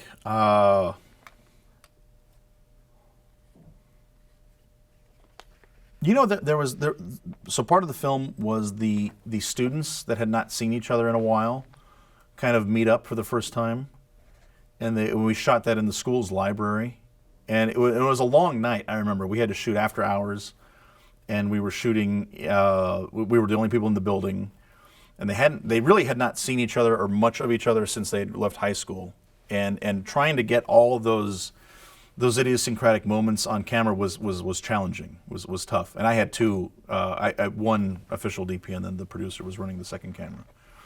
But at the same time, amazed at what they were able to capture, just visually speaking. So when one kid is speaking, the other camera is trying to capture the reactions of the other three, and that's tough. It's demanding on the camera operator because you got to be on the right person at the right time. And the way it felt like it felt like you were in the room, and I was very gratified the way that turned out. So during it, I had no idea what the footage was going to look like, because I'm trying to prompt the kids with questions and get them to have this organic conversation, kind of directing non-actors, and then not really being able to see any of the footage until a day afterwards, when I could really see that it was all coming together just as I had planned. And then the surprises that were there were very happy accidents. And so it was nerve-wracking, because that was the one time where all the crew was together at the same time, all the subjects were there together at the same time, and you have to direct a nonfiction film with non-actors, and so it was a little nuts, but it turned out very well, yeah. Okay, I lied. One more question No, don't worry about beyond graduation. And also generally, Sure. So one of the students' father is in the film? Yes. So how did you convince the students and the families, how do you convince students and families to be part of your documentaries and to be in? Because for Angie's family, her family is also in the film, so Yes. how do you talk to the people you interview or convince them to be in your films? So those are two different, so the general answer is that people usually are very aware of how powerful media is. And if somebody is wanting to document their story or their reality, they're usually pretty open to it. Very rarely will I be told, you know what, that's not my thing, can't help you. Usually I'm able to build a rapport and ask at the right time and just let them know it's a long process. Angie Zapata's mom specifically, she didn't need convincing, it was just hard finding her. She kind of lives off the grid a little, or at least at the time she kind of lived off the grid. Once I found her and once I was able to make that face-to-face connection, she trusted me. And that one was really awkward initially, because the name of her daughter's murderer was Alan. And she has never called me Alan to this day. She calls me Mr. Dominguez. And I for obvious reasons. I mean, we never really talked about it, but it's just like this written thing. And she introduces me as Mr. Dominguez, and so that one I always thought that was a tough ask, but was able to form a good relationship before I really got down to the nitty gritty. The kids, all the kids that I just kind of keep in touch with on Facebook. Those were pretty easy asks. The most delicate ask was Joanna, because she is a DACA student. I told her to think about it long and hard before she really committed to it, and she did. And she was still very enthusiastic about it. She wants her story to be told, because she knows that she speaks for a lot of people. And then talking to, I just asked Luis about his father Enrique if he would mind going on, And I had met his father before, and we see each other once in a while. He still has a son that goes to my school, and we cross paths all the time. But I just had Luis as the go-between there, just to feel the old man out and see what he was thinking. But he was very, very agreeable, and and gave him the broad strokes of where we were going at with Luis's story. So yeah. Could we switch and talk about another one of your documentaries, which you already touched on? Could you please talk about Photos of Angie, Mm-hmm. when you worked on it, and what it's about? So Photos of Angie is an hour-long documentary about the first time that the murder of a trans person was successfully prosecuted as a hate crime in the United States. It was tried once previously, I think it was in California, but the hate crime was not part of the conviction. This is the first time that it was part of the actual conviction, that the murder of this trans woman was a hate crime. The film was finished in 2011, and I had done it quickly. I think I started working on it in the summer of 2009, if I'm not mistaken. Yeah, and so 2 years of from start to finish to me was very quick. That happened very, very quickly. Very few resources to make the actual film. It's done very well since. I'm very, very, very, very proud of the way that film has turned out. In terms of its reach, in terms of its distribution. A couple of the things that caught my attention right away was one that the crime happened. Angie Zapata was I believe 19 years old at the time, either 18 or 19, when she was murdered by someone that she met on social media. And his defense was that he did not know that Angie was biologically a male, and in a fit of rage killed her. And there were a couple of things about the murderer that caught me by surprise. Apparently, before he became introduced to Angie, he had been it appeared that he was struggling with some issues of his own sexuality.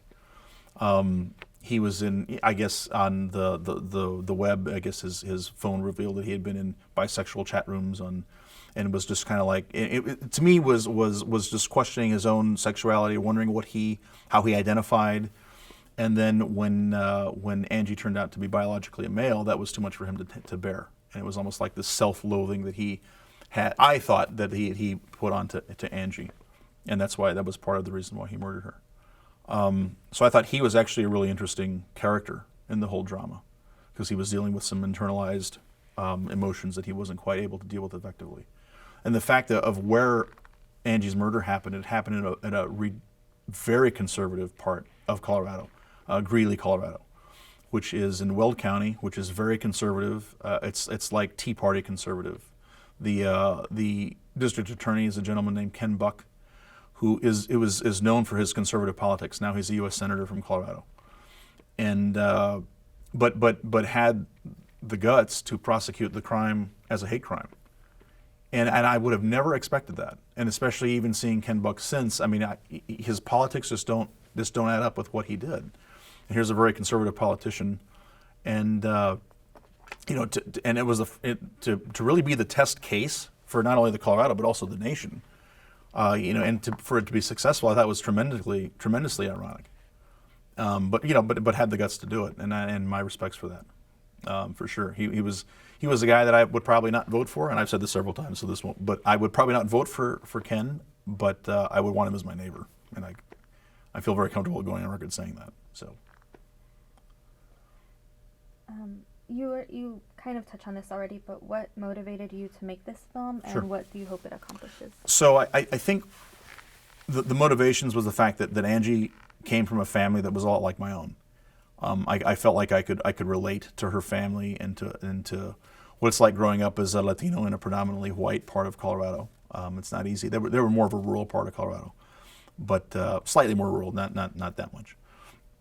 But I felt like I could relate to her family, and then just the questions of sexual identity as they come up, that I think can happen to any family, especially when it's a family that's so steeped in a macho culture, that I think I can only imagine how uncomfortable that would have been for Angie.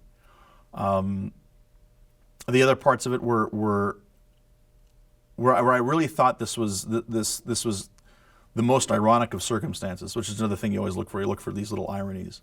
And for Angie to be living as a female in the body of a male in a very conservative town, in a very conservative time, I thought really took a lot of guts, and I could never shake that from me. I mean, she really admired her, and sadly I only admired her after her passing. But I think she would be a real hero for a lot of people, especially people so young, because when she died she was only 19, if I'm not mistaken, 18 or 19, and so the students that I teach every day are not much younger, and to see her to have that horribly violent death that she suffered, and all those conversations that would have happened before. I remember one time her mom, I think is in the film, was just very confused when her son Justin came to her and said, "I want you to call me Angie from now on." She did not understand that, and she's crying through this whole explanation, and it's like, I gave birth to a boy, I didn't understand what to do, but after a while, if that's the way my daughter wants to be referred to, then that's what I'm going to refer to her as, and I'm going to defend her with everything that I got. So she's kind of definitely the mama bear. I mean, all those things struck me. It just as the place, the time, the familial elements. At the time in 2011, 2010 really was when I was in production. Transgender issues had not really hit the mainstream the way they are now, and I thought it was just good timing, a good way of giving some national attention to a local case. Who did you work for in order to provide context for the film? Did you talk to any LGBTQ or anti-violence organizations, or? Yes. There's one foundation called the Gill Foundation, which is an LGBTQ organization, a nonprofit. I forget exactly what their mission is, but definitely interviewed a gentleman from there who was kind of part of the media team during the trial of Angie's murderer. Talked to a gentleman named Adam Bass from GLAAD, who I believe still works for GLAAD.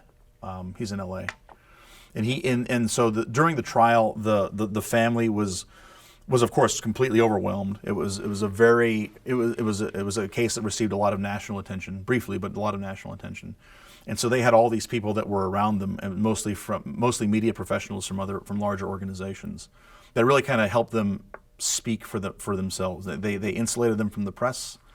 They were able to give them a lot of really good advice, when to talk to the press, when not to talk to the press. Those are the folks that I really reached out to and talked with them, because they were intimately involved in that particular case, and they had worked on, they were just very savvy media professionals, and but at the same time, had their hearts in the right place. So those are the folks that I really consulted with. And LGBTQ, and I get asked this a lot, is the LGBTQ issues were not something that I had any personal experience with, either creatively or in my own personal life. I was definitely learning a lot of information.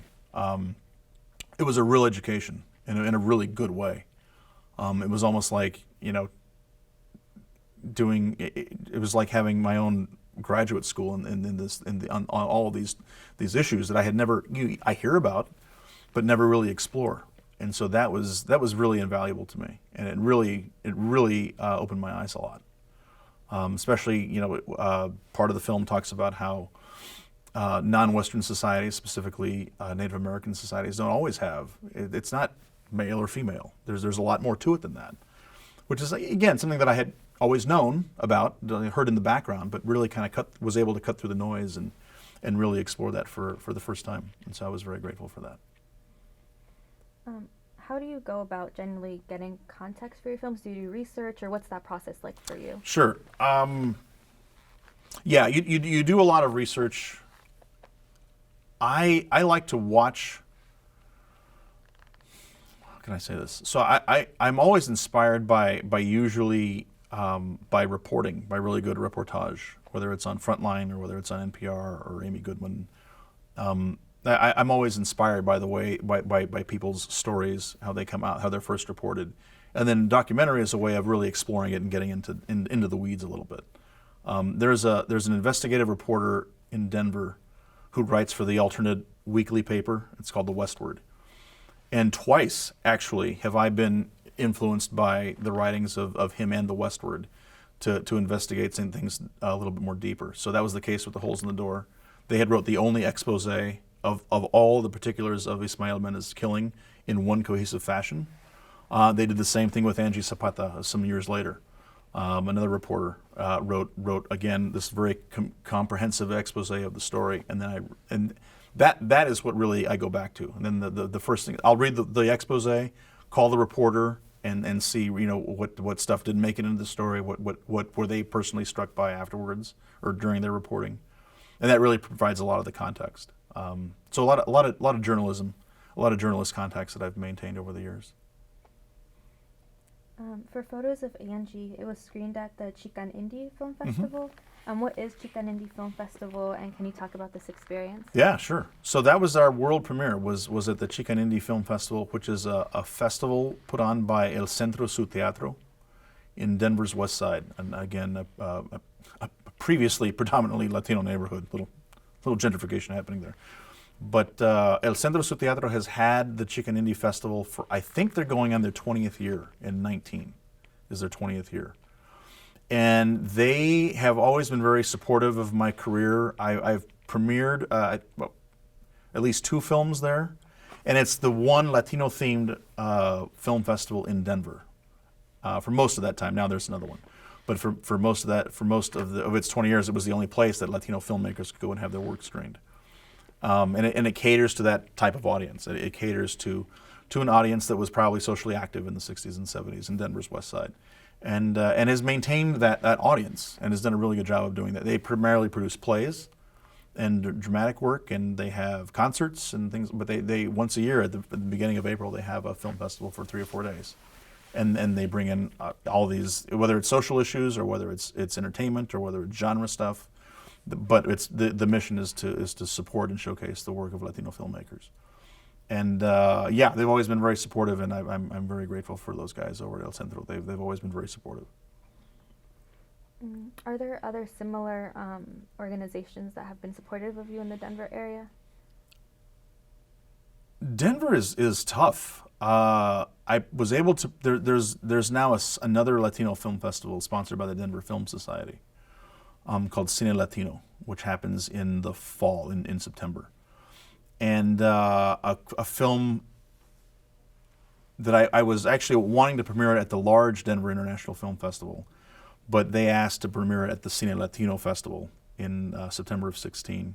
That is the only other one that it really exists to showcase Latino filmmakers. And we were the first time that they had shown any local filmmaker. It was the first time that festival showed someone that was not from abroad, actually. And so we were very honored to be asked to show Clever. That's where we showed Clever for the first time. But El Centro, yeah, they're definitely supportive. I mean, it's the one place I can call and say, hey, I have this new film. Can we show it at the festival? I said, no problem, just send it over and then we'll work it out. So a great audience, always has a great audience.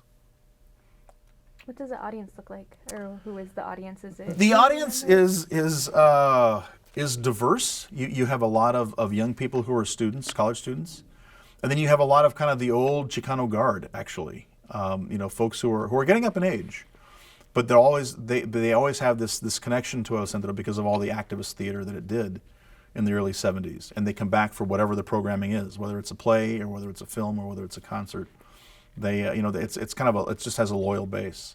It's a good cross section is what I guess I'm trying to say, is that because it's the one show in Denver that students can go to appreciate the Latino arts, and they do, and so the colleges from around Denver they throw a lot of support to their programming there.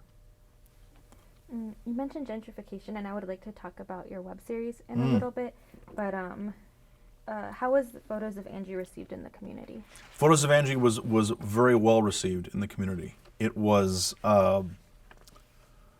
it was for a while. It was so busy that I couldn't make every screening, even in Denver. And that one, I think we showed in 20 film festivals within a year of its completion, and I was very proud of that. It has since been distributed through Third World Newsreel to libraries and universities across the nation. Again, there's a spike in sales whenever there's a trans hate crime, which is really disappointing to hear that happens. But I wish there was a shortage of those.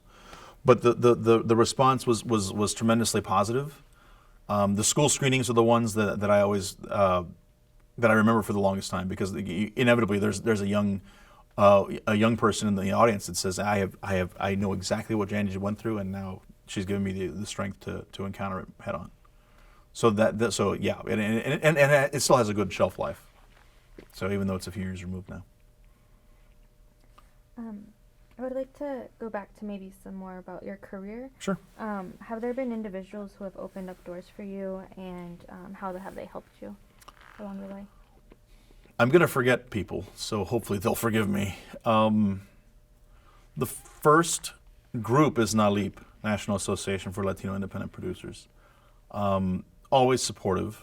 I was a recipient of the Latino Lens incubator funds through them, and so that was really a stamp of approval by them.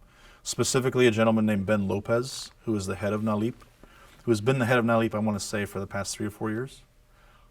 Ben has always been just very honest and open and very encouraging. He's like this coach that you have, in the middle of the halftime of the tough game, and you go talk to Ben, and he pats me on the back and he says, "This is what you got to do. You got to call this person, email that person, and you're going to finish the film, and we're going to be here to watch you." And that is really a big deal, because Ben and I don't live in the same time zone. So for him to give me that encouragement from LA, it's like, don't move to LA. Do what you're doing in Denver, because you need to speak for all those people that are there. They don't have anybody else. And that is really meaningful to me. And so that Ben has always been a constant source of support. And he's also really good at tracking projects. So when I go to the NALIP conference every year, he'll ask me, just out of the clear blue, he's like, "How did the premiere of Clever go in Morelia?" I was like, "Oh, I didn't know you knew." And so of course, I'm watching you. I'm watching your career. And just to have somebody else, just a fan, for lack of a better way of putting it, is so important.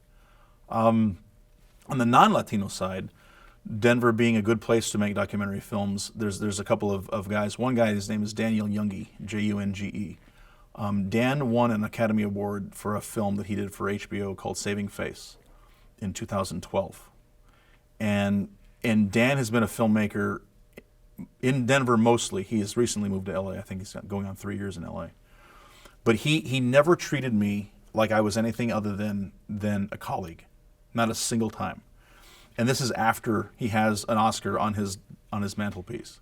He returns every email. He calls me back when I call him, and he's just honest to give me good feedback about a particular project, whether it's a pitch or whether it's an actual rough cut. He has never ceased to pick up the phone. And there are others that I think that have ceased to pick up the phone, and they don't have Oscars on their desks. And so Dan Junge has been a good friend and a constant fountain of support. And sometimes you get this imposter syndrome. Well, I'm really just teaching, and I make films, and it's like, no, you're a filmmaker. You're real. You know what you're doing. Also, guys in the Denver community, Aaron Kopp, cinematographer, producer Mitch Dickman. Again, just always from this place of respect, and never looking down their nose at me like, "Oh, you're just a Latino filmmaker."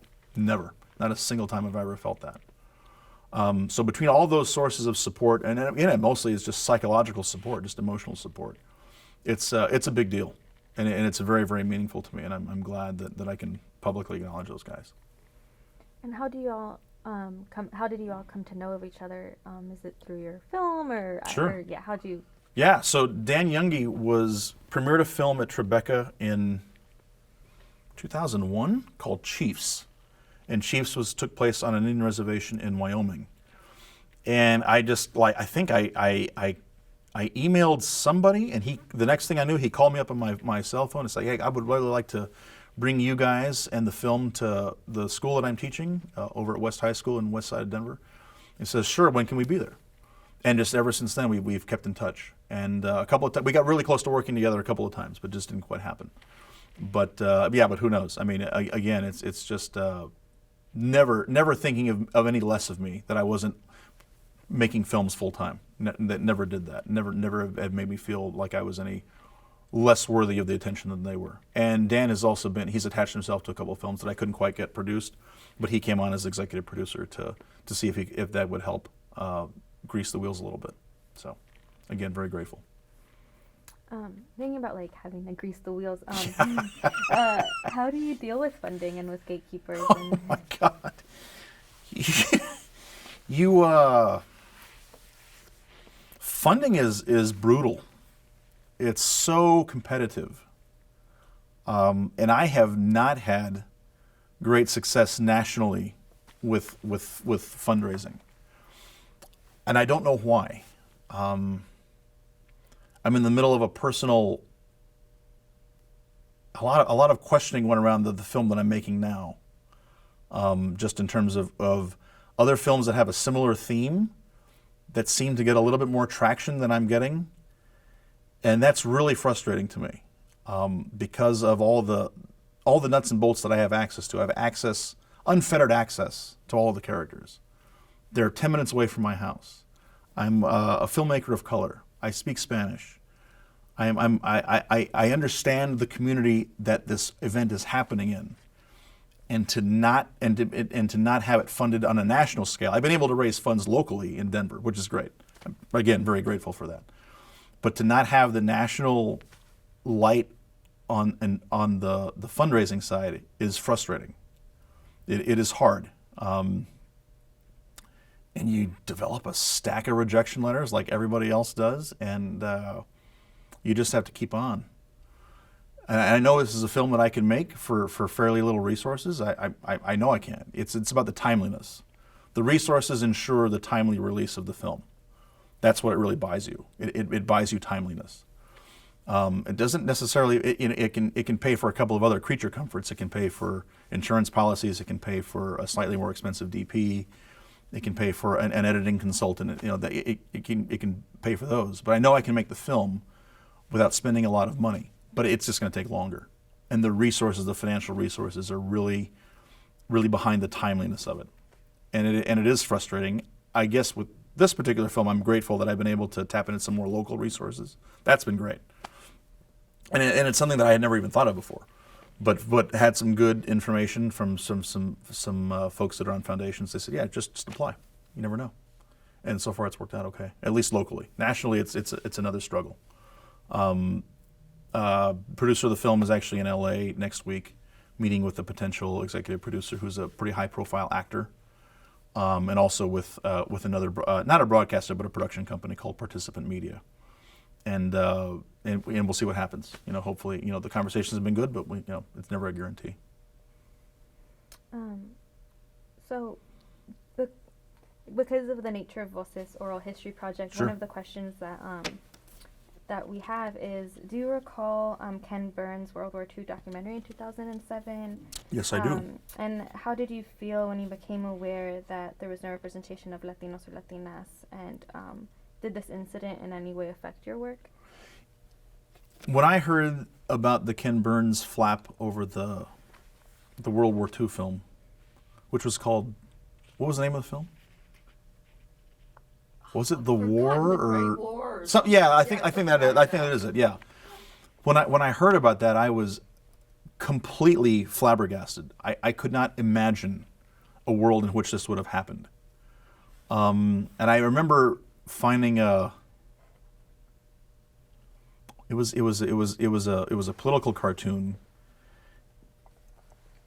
And I have a vivid memory of doing this. So it was a political cartoon with Ken Burns holding, and I'm sorry, Ken, but holding a microphone, and then there's a row of headstones behind him, and I can't remember, and they all had Spanish surnames on them, if memory serves. So he's there with the microphone, and I forget what the blurb said, what the dialogue would have been, and so I remember putting that, and then I went to my shortly thereafter I went to my father's hometown, and I saw in the cemetery there was the veteran's headstone there with the conflict in which he was killed. And it was a World War II veteran, and so I took a picture of that, and then I posted that to Facebook, saying it's like, Ken Burns missed a few, and it was really frustrating. My father is a veteran, and to see that part of American history, not that it's my specialty, but to see that part of American history not pay attention to the Latino experience is mind-boggling. And if I'm not mistaken, I don't even know if the Navajo code talkers were included in the original cut of the film. They may not have been. And again, that is astounding to me.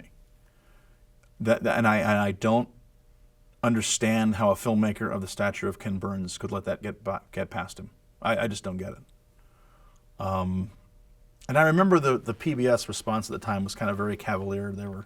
This is our filmmaker. We're going to stand by his vision, and come what may. And fortunately, that is not the way that it happened. And I'm grateful for folks like Maggie that kind of called them on the carpet, or at least was part of that outcry. Because I do not understand what anybody could have been thinking. I don't get that. I don't get what the producers could have been thinking. I don't get what PBS could have been thinking. And you're talking to an outsider. I have no real personal axe to grind with anybody. But at the same time, just as an audience member, I did not. The optics were bad, and they continue to be bad. Ken Burns' latest film about the Vietnam War, which I watched very carefully, and I noticed definitely had more of a diverse representation of the interviewees, excuse me, and happy to see that. But yeah, things like that kind of sting for a while, and it'll be there for a little while. Given this, how important do you think it is for Latinos and Latinas to produce documentaries about, like when we're thinking about World War II, it's not Sure. only a Latino topic, but Latinos were there. So how important do you think that it's for Latinos to be producing documentaries? I think it's so important for us to be just at the very least to be educating everybody about our own experience, and we see things differently. I mean, I'm going to make a film about somebody living in sanctuary very differently from somebody else who's not a Latino. It's going to look different. It's going to look different. It's going to have a different feel. It's going to have a different DNA. And if we don't, I feel that we need to really embrace taking the bull by the horn, so to speak, and telling our own stories. I try not to. I never want to think of myself as speaking for somebody else. I want to be more known for somebody who just kind of like passed the mic on to somebody else. I'm helping you tell your story. And I think if we can't do that for our own people, then I think that's a pretty sad state of affairs. Are there things that you think could be done to make things better and to get more documentaries based by Latinos and Sure. about? Yeah, I mean, the beautiful part about living in the information age now is that there are so many outlets, and so we're really kind of limited only by the audience, and the audience is vast. So I think whether it's like whether it's a Facebook series or whether it's a Netflix series or a YouTube series or whatever, then I think we need to be in a position to take advantage of all those opportunities to tell the rest of the world about our collective experience. So I think it's really opened things up. There's a lot more platforms to be distributed on. PBS doesn't just do broadcast anymore. They also have a whole online platform that short content or feature-length content can be distributed on, and I think that's really exciting. In that sense, it's really exciting to be working in documentary. The tools are very affordable. You can buy your own camera. My God, people are making films with phones. You can buy your own editing software, and then you can put it out there for public consumption fairly easily. Making it profitable is, of course, the tough part. But at the same time, there are platforms that exist that do pay for good content that's produced about what we need. We just need to be more open to purchasing content about our own experience, about the Latino experience. And the more we insist that broadcasters go in that way, I think that'll be better. In your description in Latino Lens film screening, it states that your films have been shown in 3 continents and in 3 languages. Mm-hmm. What are these 3 continents and 3 languages? So I showed photos of Angie in Italy at a festival in Turin, and for that we actually had to be subtitled. And then I also showed Angie in Australia a couple of times, and I wasn't able to go to either screening. I know. Breaks the heart. I've died 1,000 deaths, especially the Italy one. I really wanted to do that. But in fact, the one that showed in Italy, they actually had some video material of people walking out of the theater, and just giving their reactions to the film. And it was, and the film was kind of a downer, but that was really gratifying to see. And so, and I've shown in Cuba. It's been a little while that I've shown in Cuba, Mexico several times. I think that's really probably. That's one of the things I'm most proud of, is to be accepted as a Latino-born, as a U.S.-born Latino filmmaker in Mexico. That is very meaningful to me. And Morelia I've shown in twice now, and hope to be back at least one more time. So yeah. Why do you think that's, or why is it meaningful for you? Because the Morelia Festival is really big. It's a huge festival. I can't describe how many people go to that festival.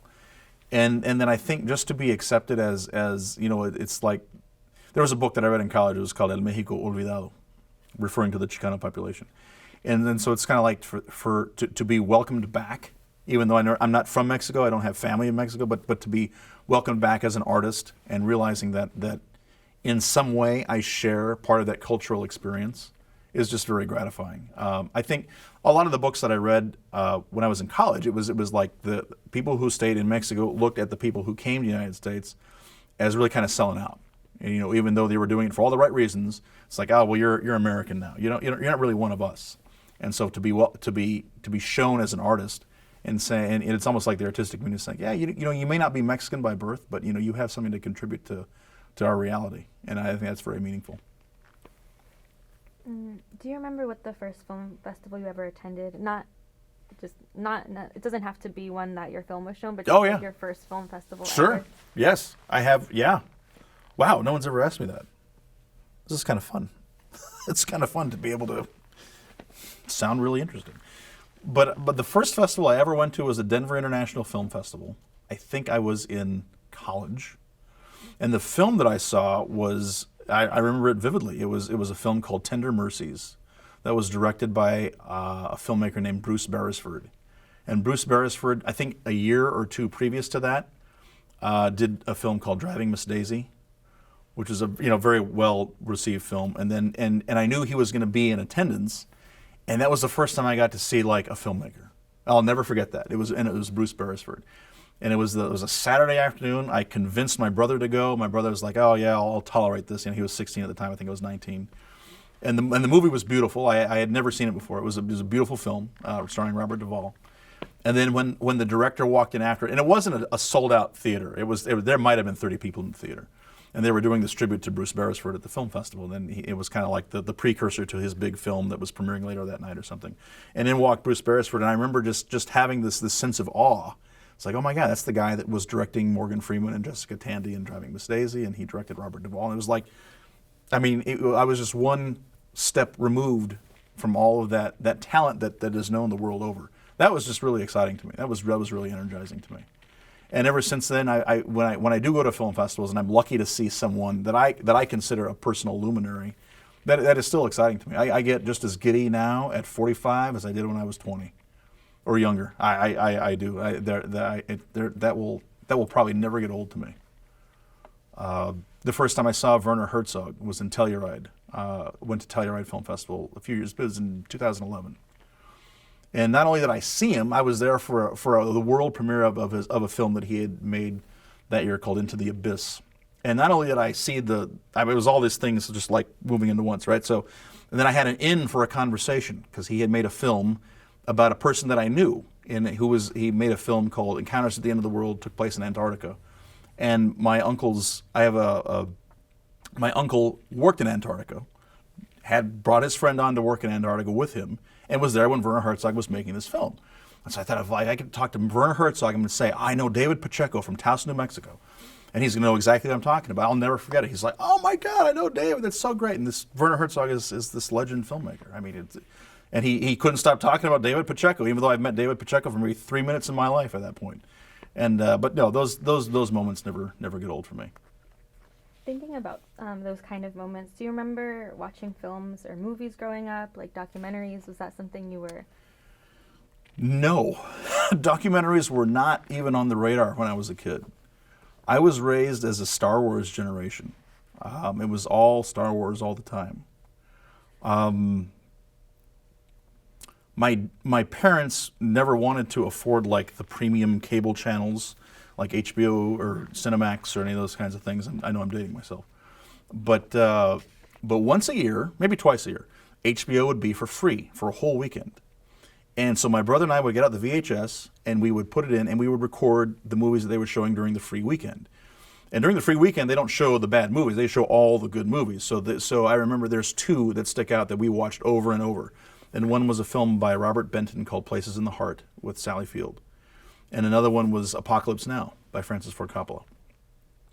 And those movies we watched over and over, and I really think that was really where I became enamored with this visual medium.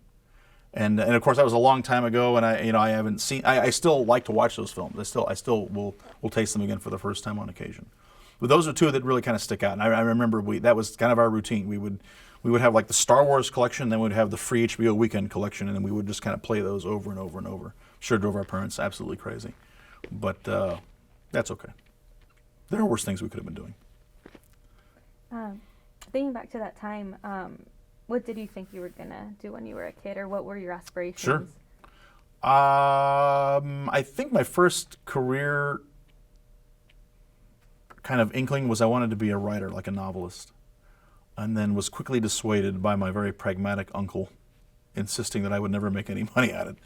I said, well, that's so I kind of let that one go pretty quickly. And my uncle's he was a very good mentor to me. I'm not throwing shade on my uncle, but and he was a principal, and then a lot of my heroes were teachers, and so I that was really kind of where I gravitated towards next, was teaching. And then it was really when I was a senior in high school, that's really when my love of film was really kind of coalescing. And when I was 16, I saw Do the Right Thing for the first time, a Spike Lee film. And at the time, I don't even know if he was 30 yet. And Do the Right Thing was really the time where I realized that not every person on the screen is white. And then Spike Lee kind of celebrated that. And in addition to that, he also made the most complicated character in Do the Right Thing a white man, the owner of the pizzeria. I'll never forget that. And that was really when my love of cinema really started coalescing, was right about the time that Spike Lee was kind of exploding onto the scene. And then really into college. But for whatever reasons, mostly pragmatic, I'd never studied for an MFA. I just kind of did my thing, thinking that I would eventually transition into it full time. And it's taken a long time, but I'm getting there. So. More of your involvement with film. Can you talk a little bit about Ironsmith and what your role is, or what Ironsmith is? You know, Ironsmith is just a place. Is really just kind of an office where I office. It's really a cool mix of mostly commercial filmmakers. So I have an office in the basement, and then with 4 or 5 other guys, and they do a lot of commercial work. And so commercial work will come in. It hasn't gotten to me much yet, but I expect that to change in the next few months. So it's just a matter of timing. When I'm in school, I'm pretty much only in school, and I really can't dedicate my time to much else other than my own creative stuff. But Ironsmith is a great little production hub in a cool part of Denver that has been there for a little while. The space has been there for a while. Ironsmith, I think, has only existed for a couple of years. But it's great energy. I mean, the guys are there, and then one of them is a Latino filmmaker, Diego Rodriguez. And great energy, mostly in the commercial space and the branding space. Yeah. What does that mean in the commercial or branding space? So mostly advertisements. Like they've done advertisements for Budweiser. They've done advertisements for the Denver Broncos. They do advertisements for some of the local owned grocery chains. That's kind of how that's their bread and butter. Yeah. In the bio that they have for you in Ironsmith, it says that you're a 2-time finalist for the Sundance Institute's Filmmakers Lab. Can you talk more about this? How you felt when you learned that you were a Sundance Institute finalist? Yeah, I was really excited, and it's been years. It was in the late '90s. I was a finalist 2 years with the same script actually. So, and now like the script would never be made because I think it's been made too many times. It was a script that was called El Coyote, which was about a coyote on the border, but it was told through the point of view of his son, who saw his dad do all of these meaningful things, and sometimes and it became a kind of do all these dastardly deeds in order to provide for his family. And that was a finalist 2 years running, and I that was the last time I had really tried writing a feature script. No, I'm sorry, the second to last time, and I have not really revisited that since. That story has been done so many times since that I don't think I would do much justice to it. But the theme of the father and son has always been kind of a theme that I like to revisit, though. I'm sure that kind of comes out in the things that I do, whether it's nonfiction or fiction. Can you talk a little bit about that difference between feature film and documentary, and what you think about them, or Sure. how you work with them? Yeah, I mean, the features, of course, you're directing actors, and you need actors, and you have to have a lot of resources, financial resources, to do that. And again, there's always someone to tell you no. And in documentary, you feel like you have more control over the story, and you have control. You can control your access. You can control the direction of the story. Sometimes it happens. It changes tacks as you go along. But yeah, that's the major differences. In terms of the building blocks are still the same. It's character and it's story. But the execution is very, very different. Thinking about access and being told to no, you are an independent filmmaker. So what does that mean? Is there benefits to being an independent filmmaker, or how has that? Yeah. Being independent is a blend of bliss and heartache. So the blissful part is that there's nobody watching you most of the time. Like you can kind of create, and then you can and after you create, you get the feedback from other people that you trust, and then you kind of go back and forth that way. But in terms of what's guiding you, you're free to go wherever your brain takes you. The tough part, of course, is just financially. You have to have a way of providing for yourself that is not necessarily your creative vision, which is okay. I mean, I don't bemoan the fact that I am a teacher for 40 hours a week during the school year, and then I'm a filmmaker after hours, and I'm a filmmaker during the summer. I don't bemoan that. It keeps me independent. And the fact that I'm able to be independent means I never have to turn on a camera unless I want to. And that is kind of nice to be able to say. I wished I could do a little. This next year I'm transitioning into only teaching part of the time and being more of a filmmaker, more of a self-sustained filmmaker, which will be a great place to be in. And that's a good mix. I like that a lot. I like working with young people. Might work more at the college level eventually. But it's still fresh energy, it's fresh ideas. They consume way more media than I would ever imagine. They tell me, oh, you should watch this, you should watch that.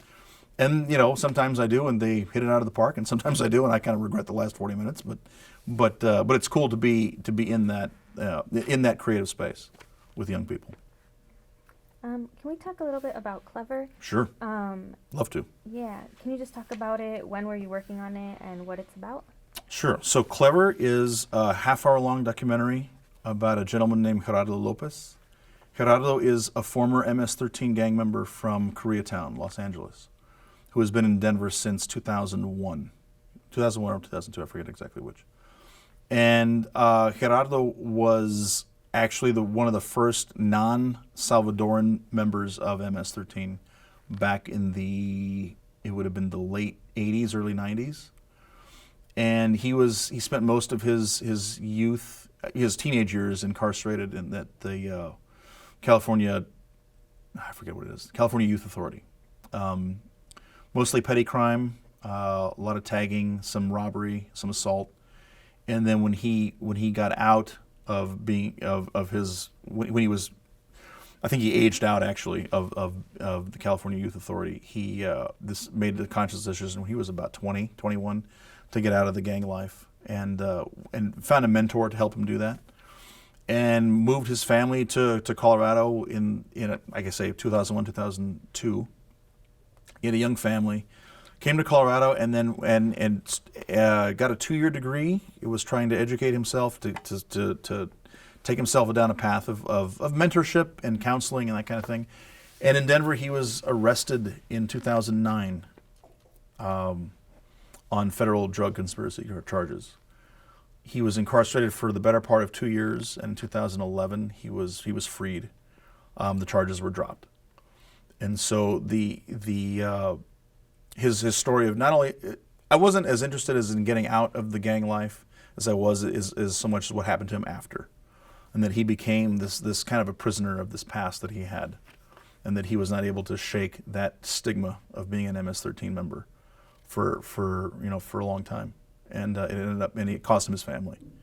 His wife ended up leaving him and taking the kids. Then not back to California, but they dissolved the marriage while he was incarcerated, and because he was facing a very lengthy sentence, and kind of rolled the dice and was fortunate to have the case dismissed, but was prosecuted maliciously, I think, and that's really what the story is about. It focuses on Gerardo's work with youth now. Now he works with kids who are in gangs or are trying to get out of gangs in Denver, and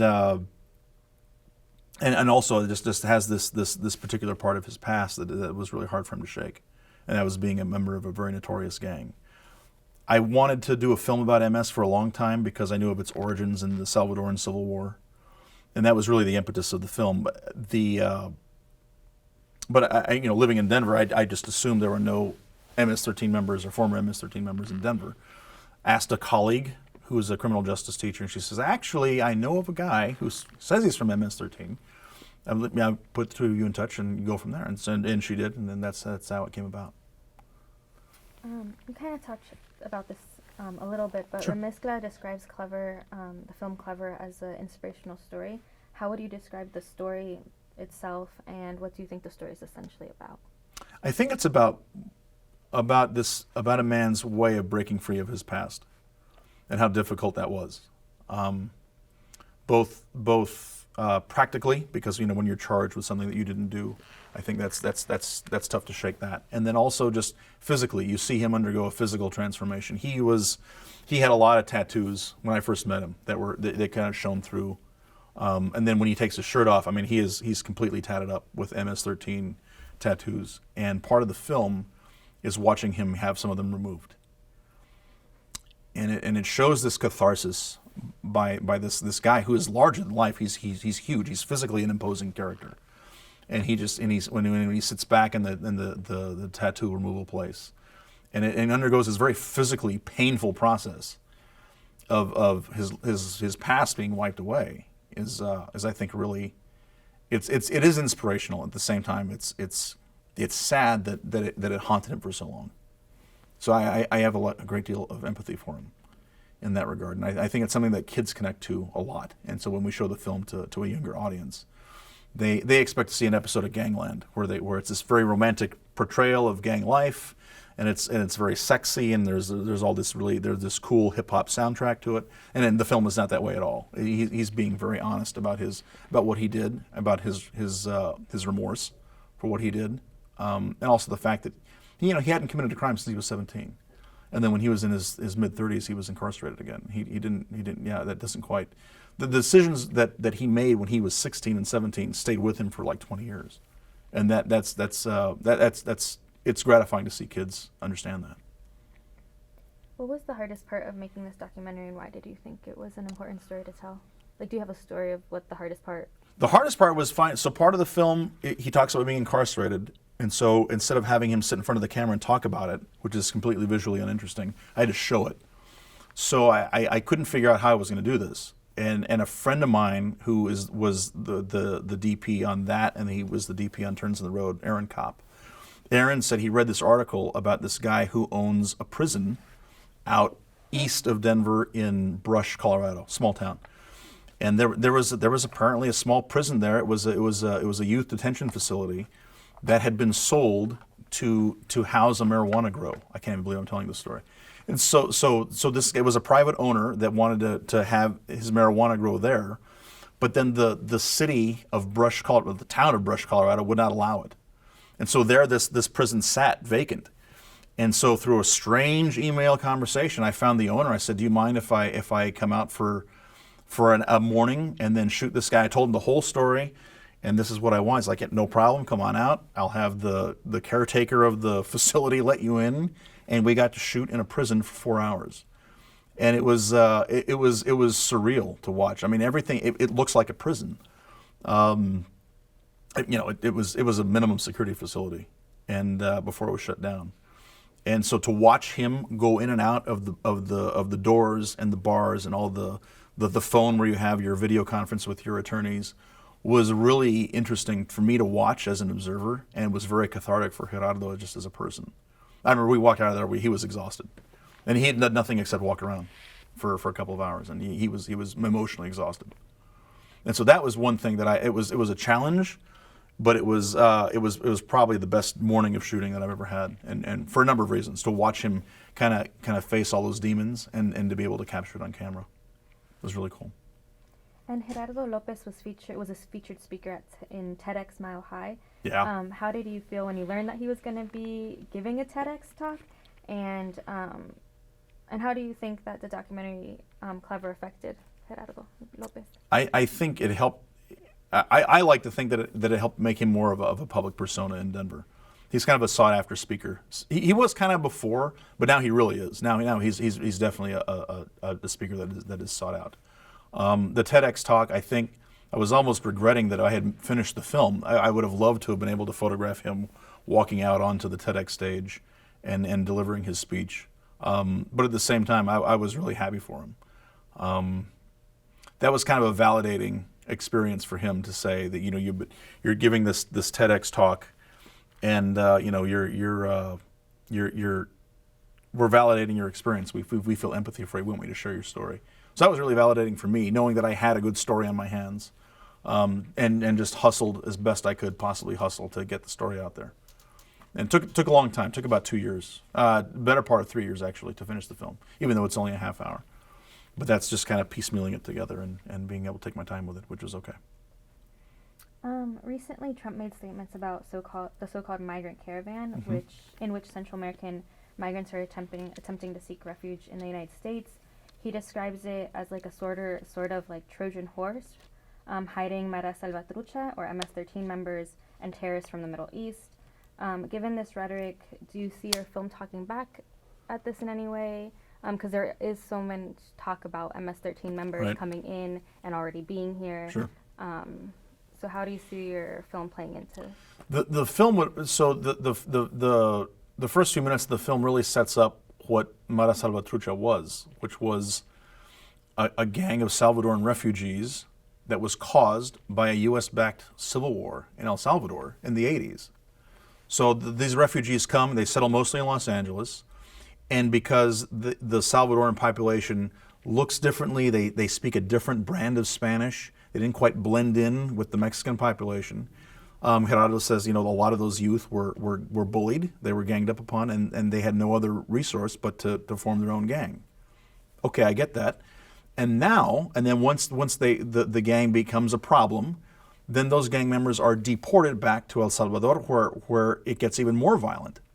And to me, the roots of all of that are in American foreign policy.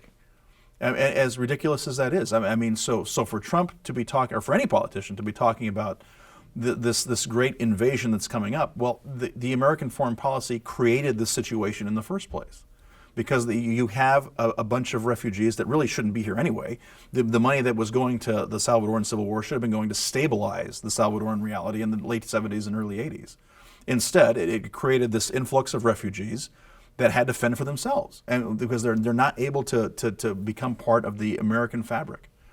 And so to me, it's the great irony was that really the roots of the gang are in the United States. They're in Washington. They're not in El Salvador. They're in Washington. And that to me is something that I would happily educate any politician that would try to say that it's differently. Because the roots of MS are in United States foreign policy. And I don't think that's strains credulity to stay. I say that with a completely straight face.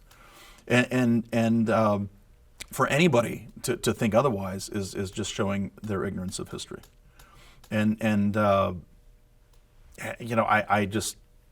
think Trump's characterization of any caravan of being filled with violent people is ridiculous.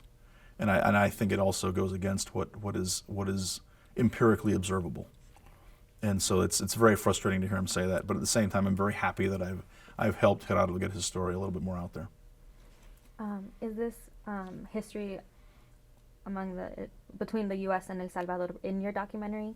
Is this something that it touches upon? It touches upon it in the beginning. I was able to find some footage where the Secretary of Defense Alexander Haig is talking to Congress about the domino theory of communism in Central America. And that couches the whole conversation about MS, and then from there we launch into that it created this influx of refugees that the United States was completely either unwilling or ill-equipped to handle, and then that's the reality is that they had to form this gang to defend themselves. I'm not defending violent acts. I'm not defending anything that they would have done to people that are innocent people, but at the same time, when you're faced with a situation, you have to take care of yourselves. That's where it came from. And it wasn't necessarily rooted just because they wanted to be tough guys on the streets of Koreatown. It was because they didn't feel they could go to the police. They couldn't trust the generations old Mexican gangs that were around them, which is another strange, it just doesn't make any sense. if dysfunctional behavior will perpetuate itself, and sadly that's how it worked out. And I'm not even discussing what it has done to people in El Salvador or Guatemala since. I mean, some of those towns are some of the most violent places in the Western Hemisphere, and it's because of this gang presence that was created in a sense, either directly or indirectly, by American involvement in Central America. And Clever was a winner of Outstanding Short Subject Film in Chicano Film Festival in 2017. Can you talk more about this experience, how you felt when you learned that Clever was the winner, and also just how it's received generally, the film? The film in Denver plays very well. So when we won the award, I had no idea. I didn't even know they were handing out awards, and so we were really surprised and we were really excited, and we're happy to be on the podium with our little award. That was really cool. The film from then went to show at the New York Latino Film Festival, where it was a year ago in October, and so that kind of rounded out its festival run, which was good and it's an unusual length, so we understand why it's not getting into every place, but we were very, very honored to have been selected. The film does well around Denver. One of the great frustrations I've had with Clever is it has never shown in LA, and I have tried to cash in every favor with every festival, and for some reason it has just not cracked through. Hopefully that'll change here. The film is going to show on Rocky Mountain PBS again in December, and it's going to show right after a Frontline episode that has to do with gangs. So hopefully I can get somebody's attention and they can show it in LA at some point in some venue. But that's been the one frustration with Clever, is that it has never shown in LA.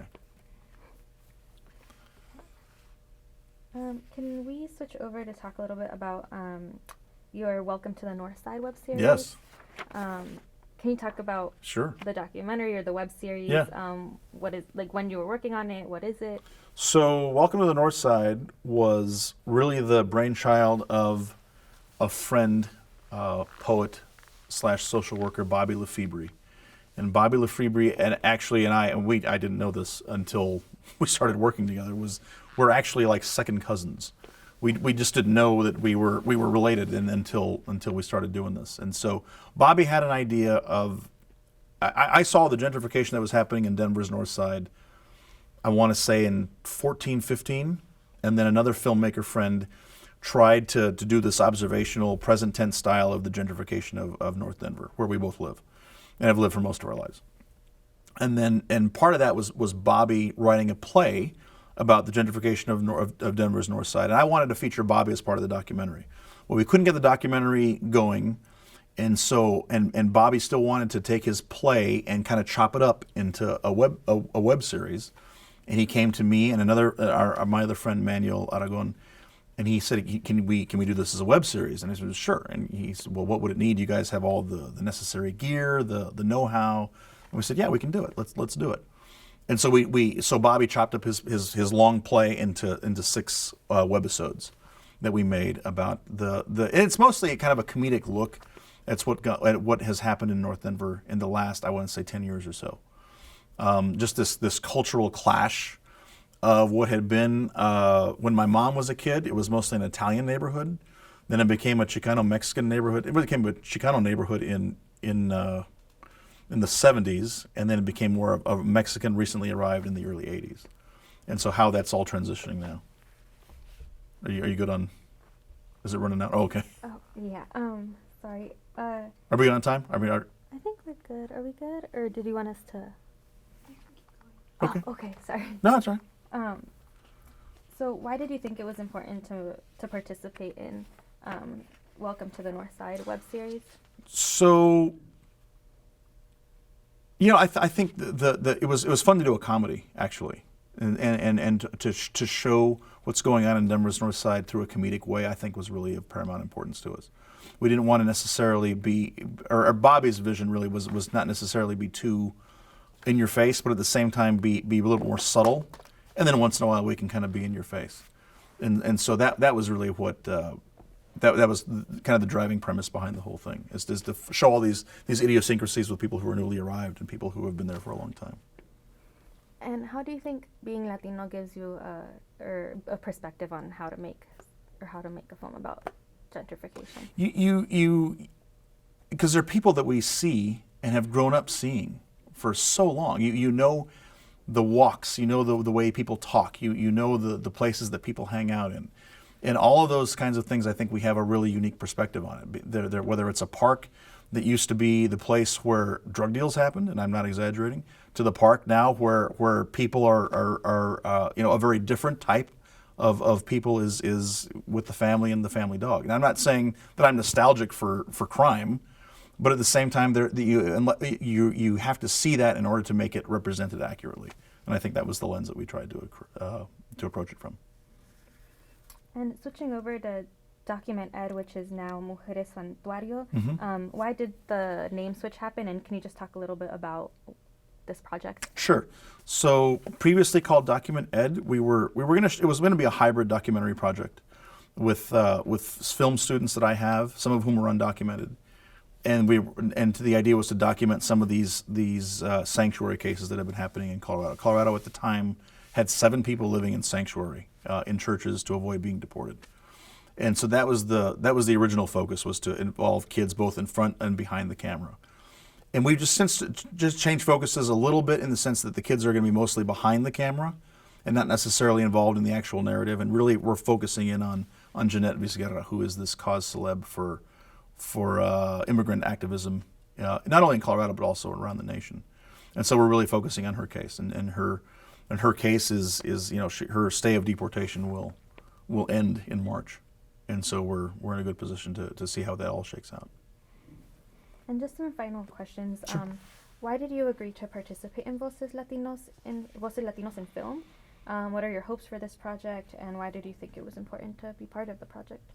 I'm an old history major, and so I think any time that we can document what we're doing, anybody can document what they're doing is really important. I'm really honored to be included in this panel.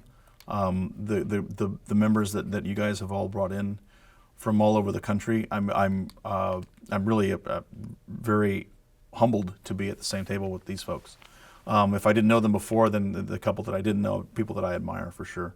So my hope is that in the creation of this archive, there are stories that we can all take from that posterity can benefit from. What it was like creating media now is going to be very different from 20 years from now. Going to be very different from 50 years from now. So to really kind of to see where all this kind of began is really cool, really exciting, especially to be with some of the veteranos that have been here for a little while. So it's a good mix. Who are some of the veteranos that you admire? Jesus Trevino always comes to the top of the list, and then Hector Galan, who I had never met before, but had seen his work. And Ray Tejas is the other one that I don't think I've ever seen his particular film about the Mexican Revolution, but I've seen bits and pieces of it. But Hector Galan has also been, it's been cool to actually meet him face to face.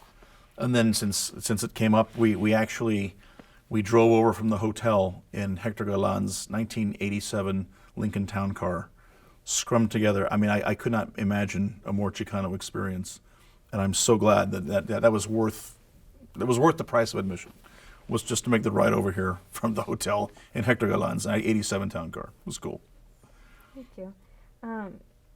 What advice do you have for Latinos who want to break into the documentary filmmaking business, or either as like Latino film students or even community activists who are trying to document their experience?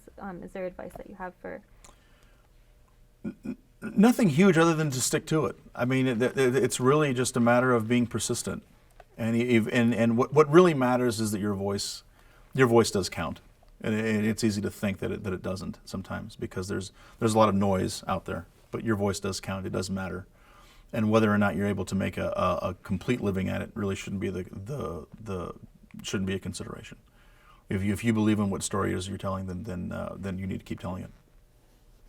And one final question. Sure. Can you talk a little bit about your family? Your wife is a school principal. Is there anything you'd like to say about your family? No, just that she's very patient with me. She's a middle school principal and has been for some time now, and she's never really asked me to stop. She's never said, you should just focus on your career as an educator and let the other thing go. She's never asked me to do that. My daughters are my biggest fans, and I never saw that coming. I never did.